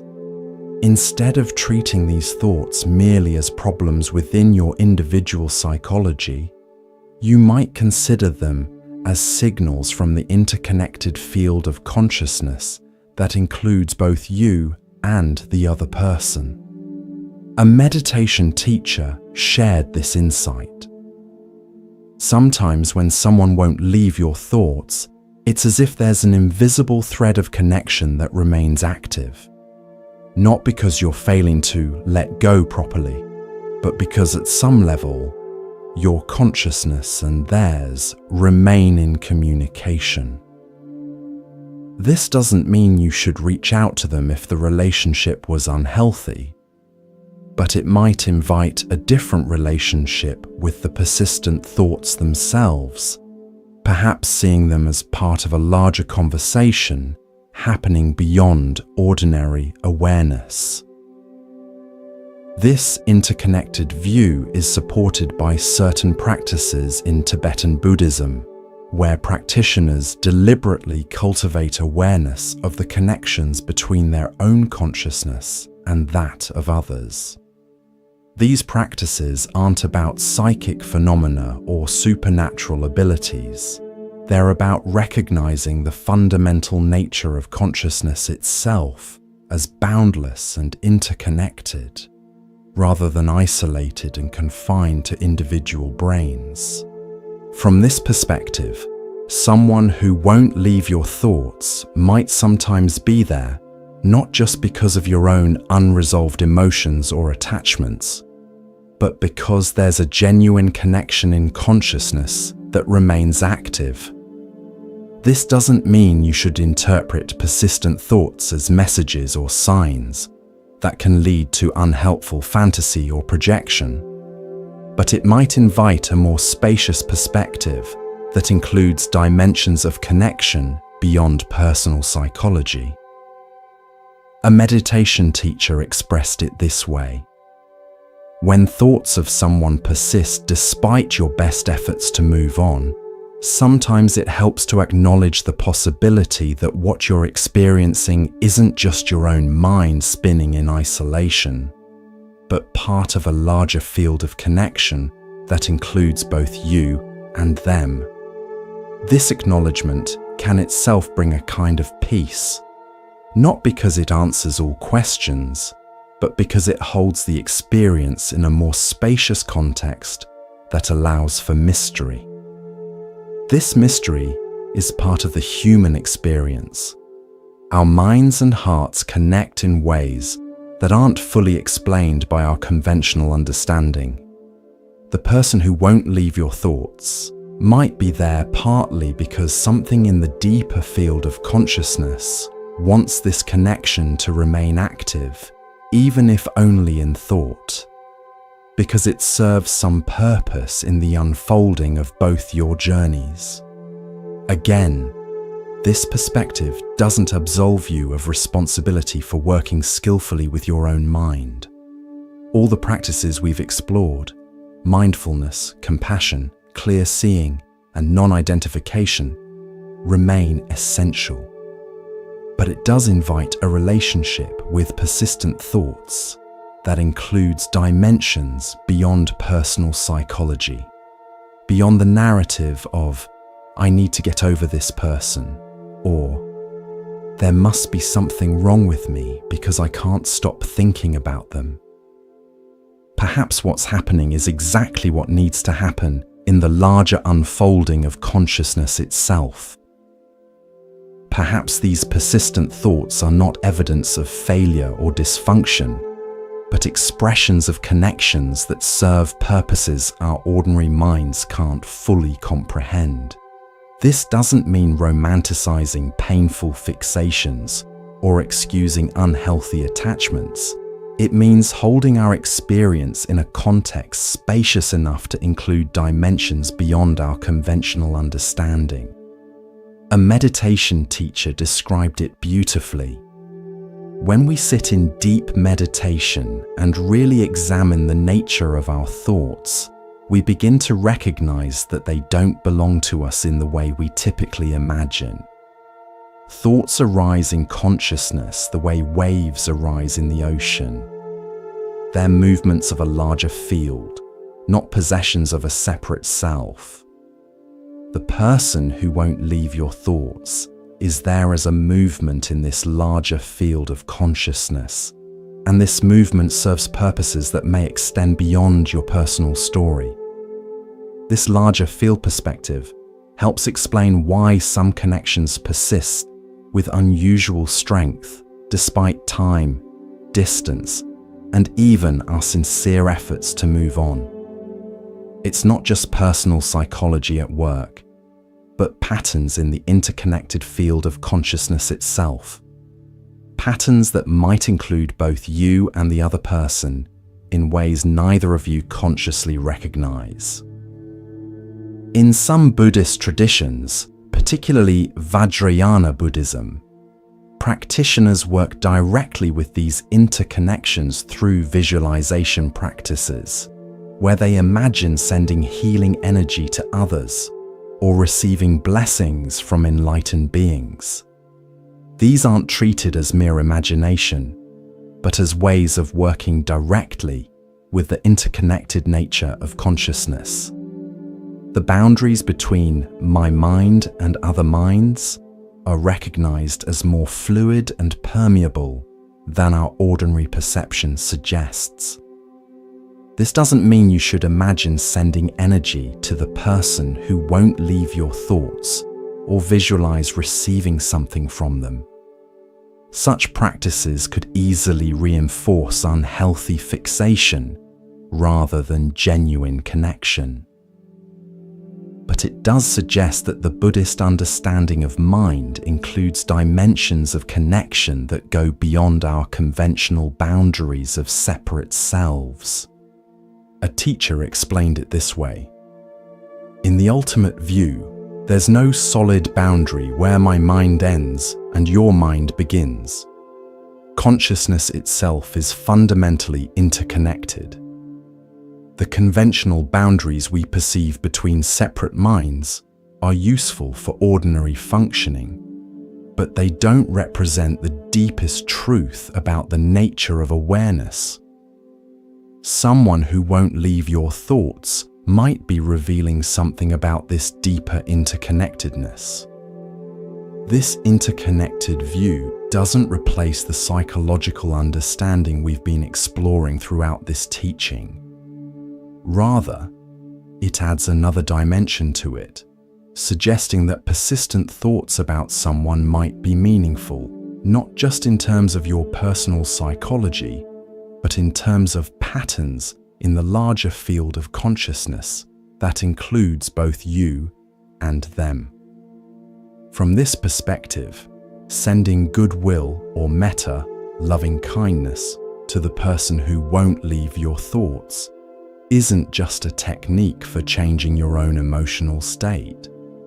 It's a recognition of the genuine connection that exists between your consciousness and theirs, regardless of physical separation or the status of your external relationship. A meditation teacher described it this way: when you practice sending loving kindness to someone who occupies your thoughts, you're working directly with the reality of interconnection. You're acknowledging that at the level of consciousness itself, there is no solid separation between you and them. This doesn't mean you need to reconnect in ordinary ways if the relationship was unhealthy. It means you're recognizing the deeper reality that transcends the conventional boundaries of separate selves. This practice isn't about romanticizing difficult relationships or excusing harmful behavior. It's about relating to persistent thoughts from the perspective of fundamental interconnection rather than isolated individual psychology. From this view, your thoughts of someone aren't just your private mental content. They're movements in a shared field of consciousness that includes both you and them. This understanding provides another approach to working with persistent thoughts, not replacing the practices we've explored, but adding another dimension to them. Instead of seeing these thoughts as solely your personal psychological material to work through, you might relate to them as expressions of connections in consciousness that serve purposes beyond your personal narrative. A meditation teacher expressed it beautifully.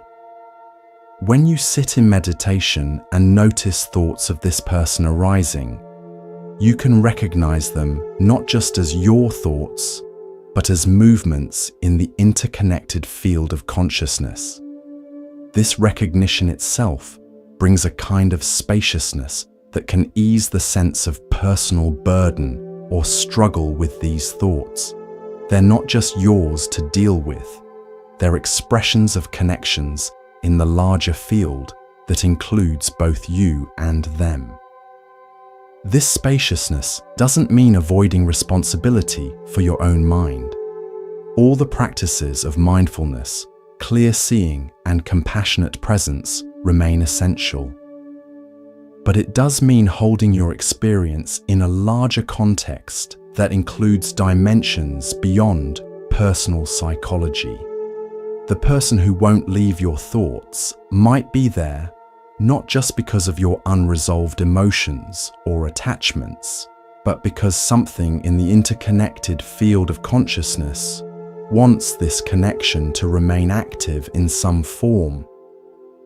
From this perspective, even the most difficult, persistent thoughts can be held in a context of meaning rather than just personal struggle. They become not just obstacles to overcome, but expressions of deeper patterns in consciousness itself. Patterns that might be serving purposes your ordinary mind can't fully comprehend. A teacher shared this insight. When someone continues to occupy your thoughts, despite your sincere efforts to move on, sometimes the most helpful approach is to recognize that there's more happening than just your personal psychology at work.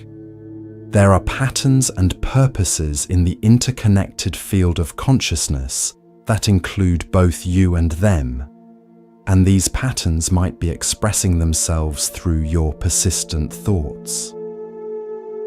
This recognition doesn't solve the practical challenge of working with difficult thoughts, but it does place that challenge in a larger context that can ease the sense of personal burden or failure. You're not just struggling with your own stubborn psychology, you're participating in movements of consciousness that extend beyond your individual self. From this larger perspective, the Buddhist practices we've been exploring take on additional significance. Mindfulness becomes not just a way of working with your own difficult thoughts, but a way of relating to the interconnected field of consciousness with clarity and presence. Compassion becomes not just a skillful response to your own suffering, but recognition of the shared nature of consciousness that includes both you and the person in your thoughts.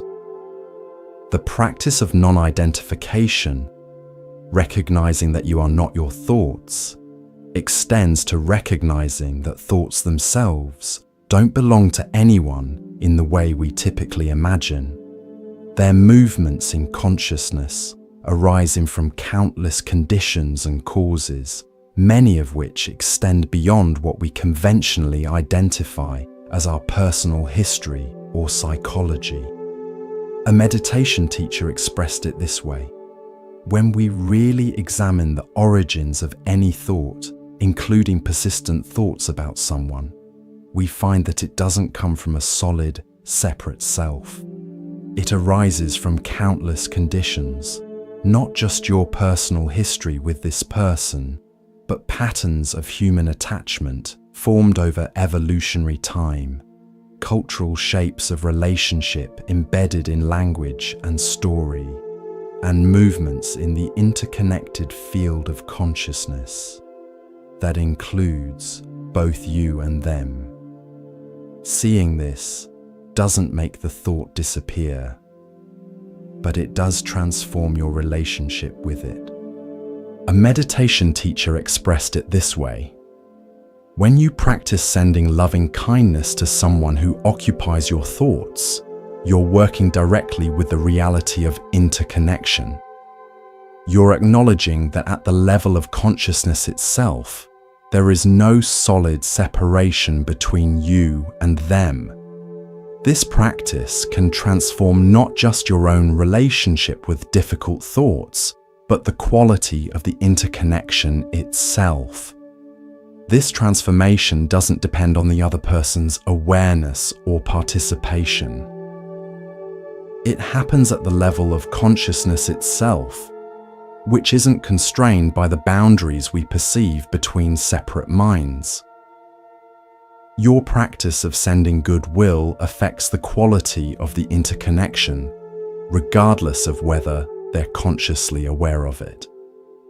This understanding provides another approach to the question of why someone won't leave your thoughts.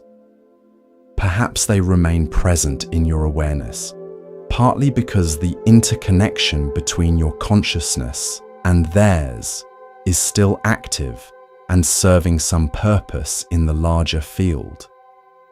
This doesn't mean you're meant to be together in a romantic sense, or that you should re-establish contact if the relationship was unhealthy.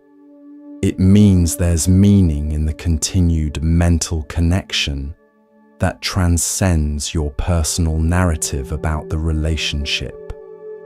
A teacher shared this insight. Sometimes the person who won't leave your thoughts is there because there's still something unfolding between your consciousness and theirs at levels beyond ordinary awareness. Not because you're failing to let go properly, but because at the level of consciousness itself, there's a conversation or exchange still happening. This understanding doesn't solve the practical challenge of working with difficult thoughts, but it does place that challenge in a context of meaning rather than just personal struggle. This context of meaning includes recognizing that persistent thoughts might sometimes be expressions of healing or integration happening in the interconnected field of consciousness that includes both you and the other person. Perhaps your persistent thoughts are part of a process that serves purposes beyond your personal healing or growth. Purposes that include patterns of learning or understanding unfolding in consciousness itself. From this perspective, the Buddhist practices we've been exploring become ways of participating consciously in this larger unfolding.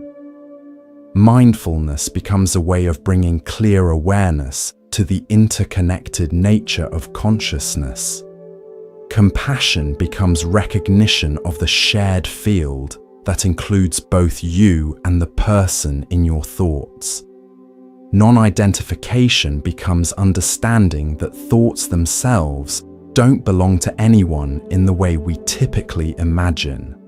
These practices don't replace the psychological work of understanding your own patterns of attachment, projection, or unresolved emotion, but they do place that work in a larger context that includes dimensions beyond personal psychology. The person who won't leave your thoughts might be there not just because of your unresolved issues, but because there's meaning in the continued connection at the level of consciousness itself. This understanding doesn't make persistent thoughts disappear, but it does transform their meaning and impact. They become not just personal problems to solve or overcome, but expressions of connections in the interconnected field of consciousness. Connections that might be serving purposes your ordinary mind can't fully comprehend. A meditation teacher expressed it beautifully. When someone won't leave your thoughts despite your sincere efforts to move on, sometimes the most helpful approach is to recognize that there's more happening than just your personal psychology at work. There are patterns and purposes in the interconnected field of consciousness that include both you and them, and these patterns might be expressing themselves through your persistent thoughts. This recognition brings a kind of spaciousness to the experience of persistent thinking, not because it answers all questions or solves all difficulties, but because it holds the experience in a larger context that allows for mystery and meaning beyond personal psychology. The person who won't leave your thoughts might be there partly because there's something still unfolding in the interconnected field of consciousness that includes both you and them. From this spacious perspective, even the most difficult, persistent thoughts can be held with a sense of meaning rather than just personal struggle. They become not just obstacles to overcome, but expressions of deeper currents in consciousness itself. Currents that might be flowing in directions your ordinary mind can't fully comprehend, but that serve the unfolding of understanding or healing in ways that include both you and the person in your thoughts. This doesn't mean you should interpret persistent thoughts as messages or signs about your ordinary relationship with this person. Such interpretations often lead to unhelpful fantasy or projection rather than genuine understanding. But it does suggest that these thoughts might sometimes have meaning beyond your personal psychology, meaning that relates to the interconnected nature of consciousness itself. A teacher described it this way: in the Buddhist understanding, consciousness is fundamentally interconnected. The boundaries we perceive between my mind and your mind are useful for ordinary functioning, but they don't represent the deepest truth about the nature of awareness. Someone who won't leave your thoughts might be revealing something about this deeper interconnectedness, not in a romantic or mystical sense, but in the sense that consciousness itself moves in patterns that transcend our conventional boundaries of separate selves. This understanding provides another dimension to the Buddhist practices we've been exploring. Mindfulness becomes not just attention to your own experience, but awareness of movements in the interconnected field of consciousness. Compassion becomes recognition of the shared nature of being that includes both you and the person in your thoughts. Non-identification extends to recognizing that thoughts themselves don't belong to anyone in the way we typically imagine. These practices don't replace the psychological work of understanding your own patterns, but they do place that work in a larger context. The person who won't leave your thoughts might be there not just because of your unresolved issues, but because there's something still unfolding in the interconnected field of consciousness that includes both you and them. This unfolding doesn't necessarily require any action or change in your ordinary relationship with this person. It's happening at the level of consciousness itself, which isn't constrained by the boundaries of space, time, or separate identities in the way our conventional understanding suggests. Your practice of mindfulness, compassion, and clear seeing contributes to this unfolding, regardless of whether you ever interact with them again in ordinary ways. A meditation teacher expressed it beautifully. When you work skillfully with persistent thoughts about someone through practices of mindfulness and compassion, you're not just changing your own psychology. You're participating in movements of healing or understanding in the interconnected field of consciousness that includes both you and them. This participation doesn't depend on their awareness or involvement. It happens at the level of consciousness itself, which transcends our conventional boundaries of separate selves. This understanding brings a kind of dignity and meaning to the challenge of persistent thoughts. They're not just personal problems to overcome or evidence of psychological dysfunction. They're expressions of connections in consciousness that might be serving purposes beyond your personal narrative, purposes that relate to patterns of healing or understanding, unfolding in ways that include both you and the person in your thoughts.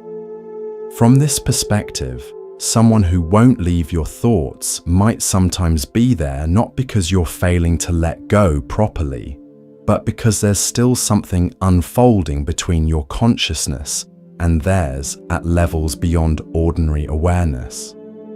Not in a romantic or mystical sense, but in the sense that consciousness itself moves in patterns that transcend our conventional understanding of separate minds. This understanding doesn't replace the practices we've explored. It adds another dimension to them. When you bring mindful awareness to persistent thoughts, you're not just working with your own psychology, but participating consciously in the interconnected field of consciousness. When you send compassion to the person who won't leave your thoughts, you're not just changing your own emotional state, but contributing to the quality of the interconnection itself. These practices become ways of relating wisely to the reality of interconnection, not just techniques for managing your own difficult thoughts.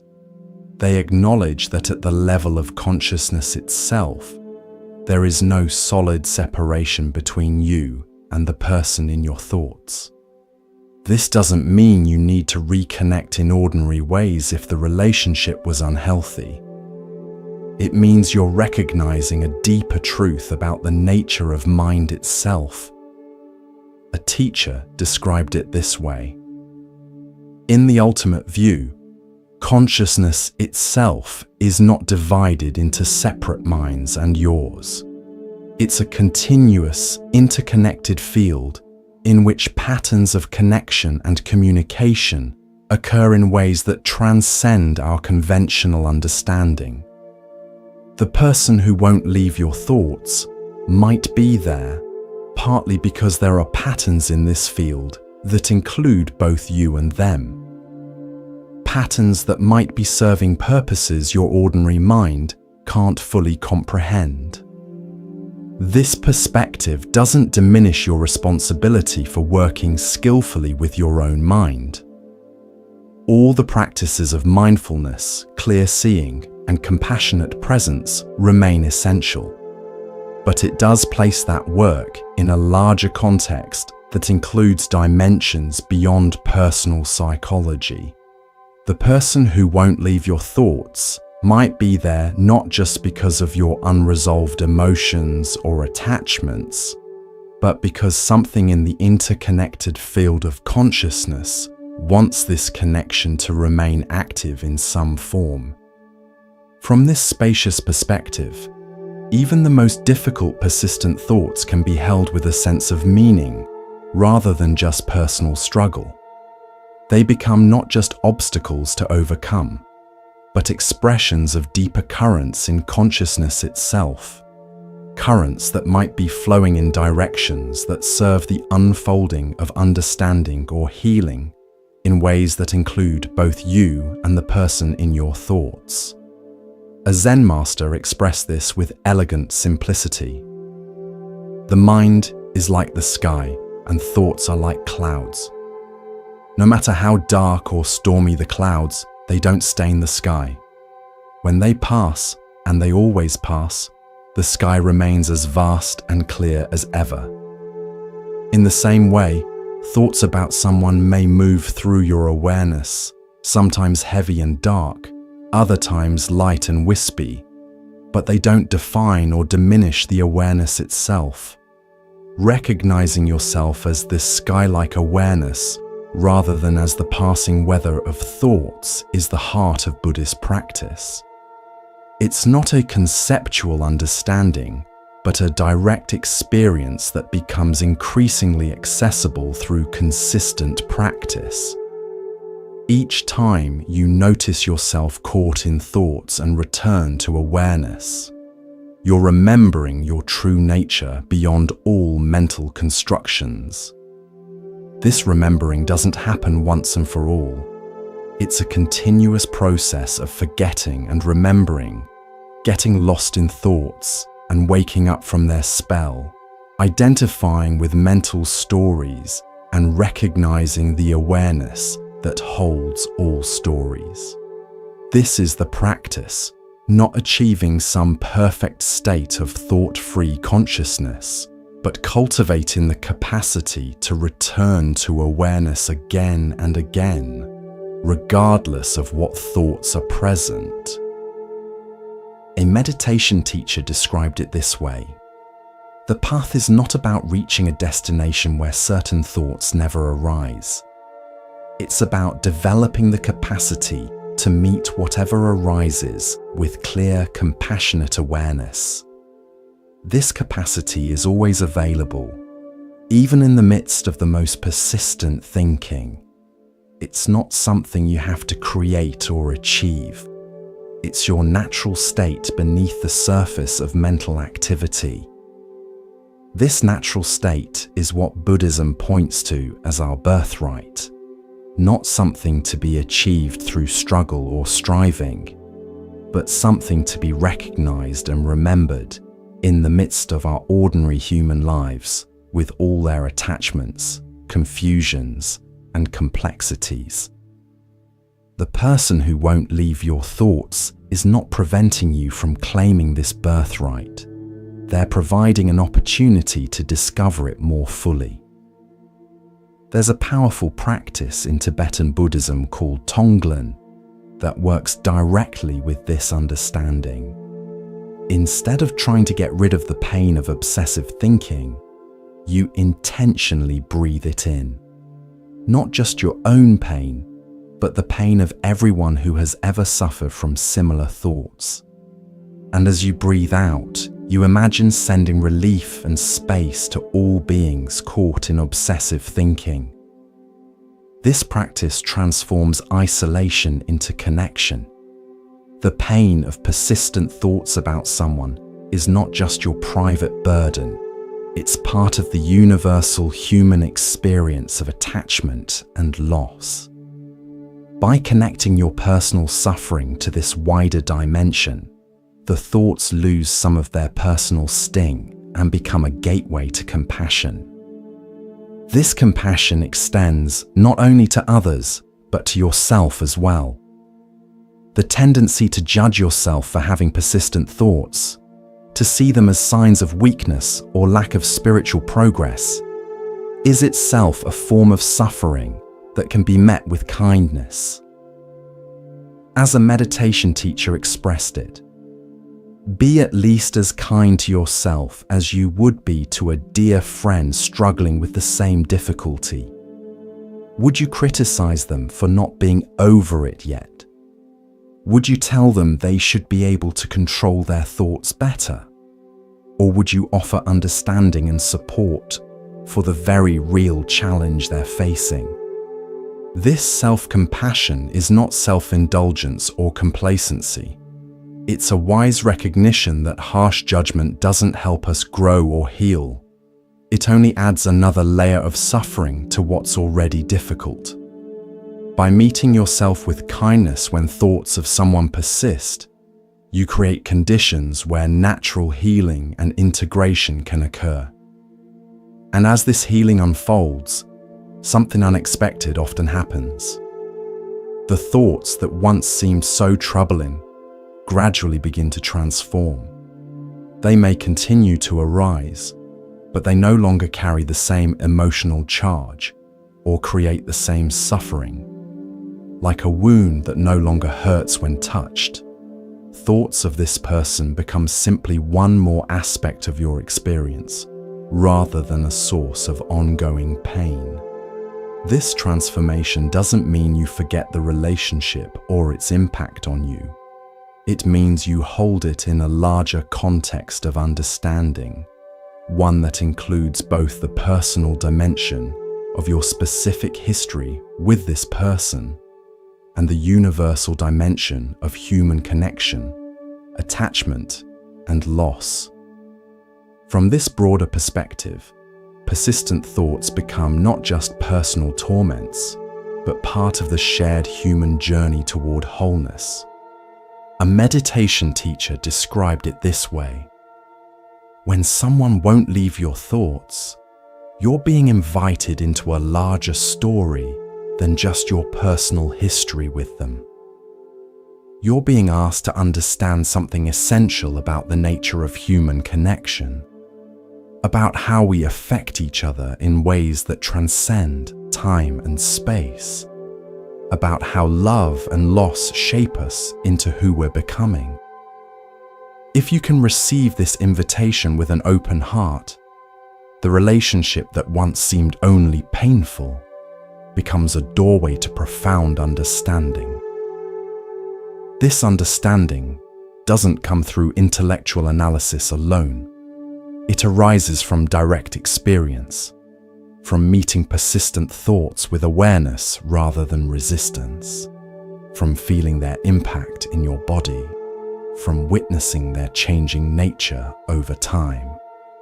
As you practice this direct meeting with what is, insights naturally emerge that no amount of thinking could produce. These insights often reveal the deeper purpose of the relationship in your life journey, not as random suffering, but as meaningful catalysts for growth and awakening.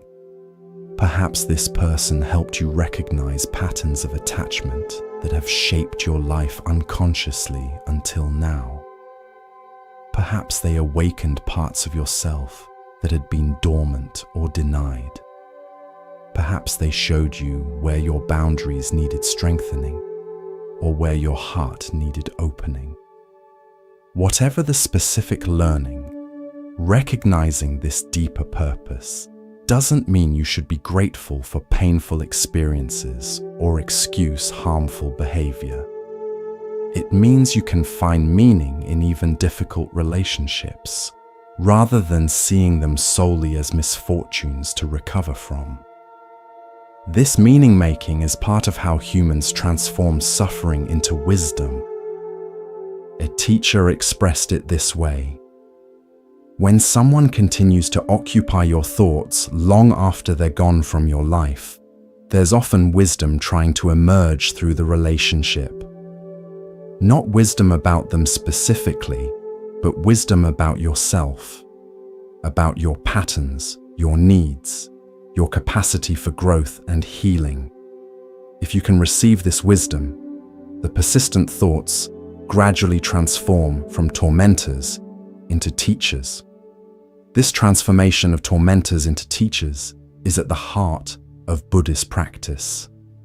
It's the recognition that our most difficult experiences, including persistent thoughts about someone, are not obstacles to our well-being, but opportunities to discover a freedom that doesn't depend on external circumstances. This freedom within difficulty is what Buddhism calls liberation in the midst of conditions. Not a transcendent state beyond everyday experience, but the discovery of spaciousness right in the heart of our ordinary human lives, with all their attachments, confusions, and complexities. The person who won't leave your thoughts is not preventing this discovery. They're providing an opportunity to realize it more fully. A meditation teacher described it beautifully. When you can sit quietly with thoughts of someone who once caused you great pain, without getting lost in the storyline about what happened or should have happened, without pushing the thoughts away or holding on to them, simply meeting them with clear, compassionate awareness. In that moment, you're discovering a freedom that was always available, but perhaps never so clearly recognized until it was tested by difficulty. This testing through difficulty is not punishment. It's how the heart grows in wisdom and compassion. Just as physical muscles develop through resistance training, our capacity for awareness develops through meeting resistance in the form of challenging experiences and persistent thoughts.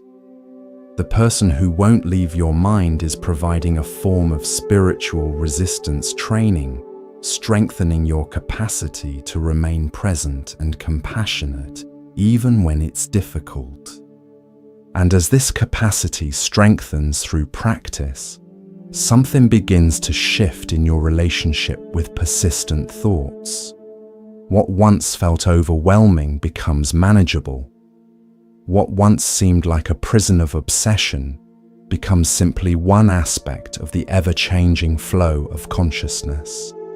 The person who once dominated your mental landscape becomes just one of many experiences moving through the vast field of awareness. This shift doesn't happen through force of will or clever psychological strategies. It happens through consistent practice of the fundamental Buddhist teachings we've explored: impermanence, emptiness, compassion, mindfulness, and the middle way between indulgence and suppression.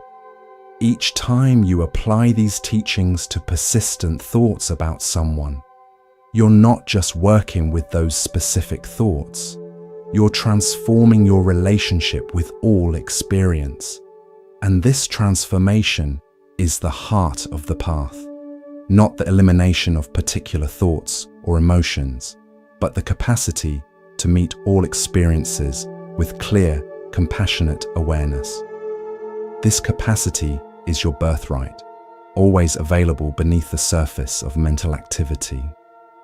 The practice is simply to recognize and remember this truth moment by moment, regardless of what thoughts are moving through consciousness. A meditation teacher expressed it this way: the goal is not to never think about this person again. The goal is to be free even when thoughts arise, to know yourself as the boundless awareness in which thoughts appear, rather than as a separate self defined and controlled by thinking. This freedom within thinking is what Buddhism points to as our natural state, available in every moment if we know how to recognize it. Recognizing this natural state becomes increasingly accessible through practice, like developing any skill. At first, you may find yourself lost in thoughts about the person for long periods, before remembering to return to awareness. That's normal and nothing to judge yourself for. Each moment of remembering is a success, regardless of how long you were caught before that moment. As the practice deepens, you'll likely notice that you catch yourself more quickly when lost in thoughts, and that the quality of your response becomes more compassionate and less judgmental. You may also notice that thoughts about the person begin to arise less frequently or with less emotional charge. But these changes are side effects of the practice, not its primary goal. The primary goal is the recognition of your true nature as awareness itself, the vast open space in which all experiences arise and pass like clouds in the sky. This recognition doesn't make unwanted thoughts disappear, but it transforms their meaning and impact. What once felt like defining realities becomes simply appearances in consciousness. no more solid or significant than any other passing phenomenon. And as this perspective deepens through practice, the thoughts that once seemed so persistent and troubling often begin to loosen their grip naturally, without any effort to eliminate them. Not because you've forced them out of mind, but because you've stopped feeding them with the energy of identification and resistance. Like a fire that naturally dies down when no longer fueled, thoughts about this person gradually become less compelling when no longer fed by your struggle against them. This natural fading is not the same as suppression or avoidance. It's the organic result of seeing clearly that these thoughts are simply movements in consciousness rather than defining realities. When you no longer treat them as problems to be solved or enemies to be vanquished, they gradually lose their power to disturb your peace. A Zen master captured this with elegant simplicity. What you fight, you strengthen. What you resist, persists. What you meet with awareness, transforms. When you stop fighting persistent thoughts and instead meet them with clear, compassionate awareness, they gradually transform from apparent enemies into allies on the path of awakening. This transformation doesn't happen overnight, especially with deeply conditioned thought patterns about significant relationships. Buddhist practice emphasizes patience and persistence, qualities that become themselves objects of cultivation. Each time you notice yourself caught in thoughts and gently return to awareness, you're strengthening neural pathways of presence that gradually become more accessible than the old pathways of obsession. Think of it like creating a new trail through a dense forest. At first, the old path of obsessive thinking is wide and well-worn, easy to fall into without realizing it. The new path of aware presence is barely visible, requiring conscious effort to follow. But with consistent practice, each time you choose the new path, it becomes a little clearer, a little more established. Eventually, it may become the default route, the way your mind naturally moves when thoughts of this person arise. This process embodies what Buddhism calls bhavana, or cultivation, the gradual development of beneficial qualities and habits of mind through intentional practice. Rather than expecting instant results or beating yourself up when old patterns re-emerge, you recognize that transformation is a gradual process, like growing a garden from seeds. A meditation teacher used this metaphor. When planting a garden, you don't dig up the seeds every day to see if they're growing yet. You create the right conditions, good soil, adequate water and sunlight, protection from extreme conditions, and then trust the natural process of growth. Working with persistent thoughts is similar. You create conditions of awareness, compassion, and wise understanding, and then trust the natural healing process to unfold in its own time. This trust in the natural healing process is itself a form of practice. Rather than trying to force unwanted thoughts out of mind through sheer willpower, you create conditions where healing and integration can occur organically. These conditions include regular meditation practice, mindful awareness in daily life, cultivation of compassion for yourself and others, and deepening understanding of the impermanent, interconnected nature of all phenomena. As you create these conditions consistently, the relationship with persistent thoughts gradually transforms. What once felt like an invasion becomes an invitation. What once seemed like an obstacle becomes an opportunity. The very thoughts that tormented you become doorways to freedom when met with awareness rather than resistance. And this freedom is what Buddhist practice points to as our birthright, not something to be achieved through struggle or striving, but something to be recognized and remembered in the midst of our ordinary human lives with all their attachments, confusions, and complexities. The person who won't leave your thoughts is not preventing you from claiming this birthright. They're providing an opportunity to discover it more fully.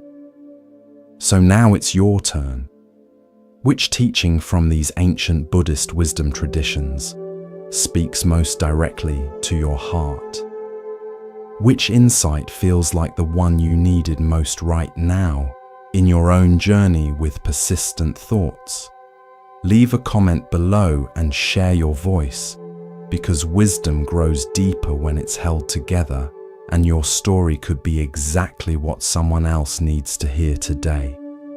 And if you want to keep walking this path of inner freedom together, make sure you subscribe to Moon Mind Temple and turn on notifications, because this journey of awakening is just beginning. The next teaching might be the one that shifts everything for you, that helps you see your persistent thoughts in a completely new light. Remember, the person who won't leave your head isn't there by accident. They're carrying a message meant specifically for you, a teaching that can transform your suffering into wisdom if you know how to listen. And that wisdom doesn't just free you from obsessive thinking.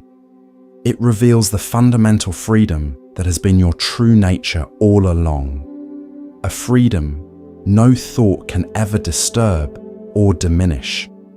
Thank you for joining Moon Mind Temple on this journey into the ancient wisdom that makes persistent thoughts not problems to eliminate, but doorways to a deeper understanding of yourself and reality.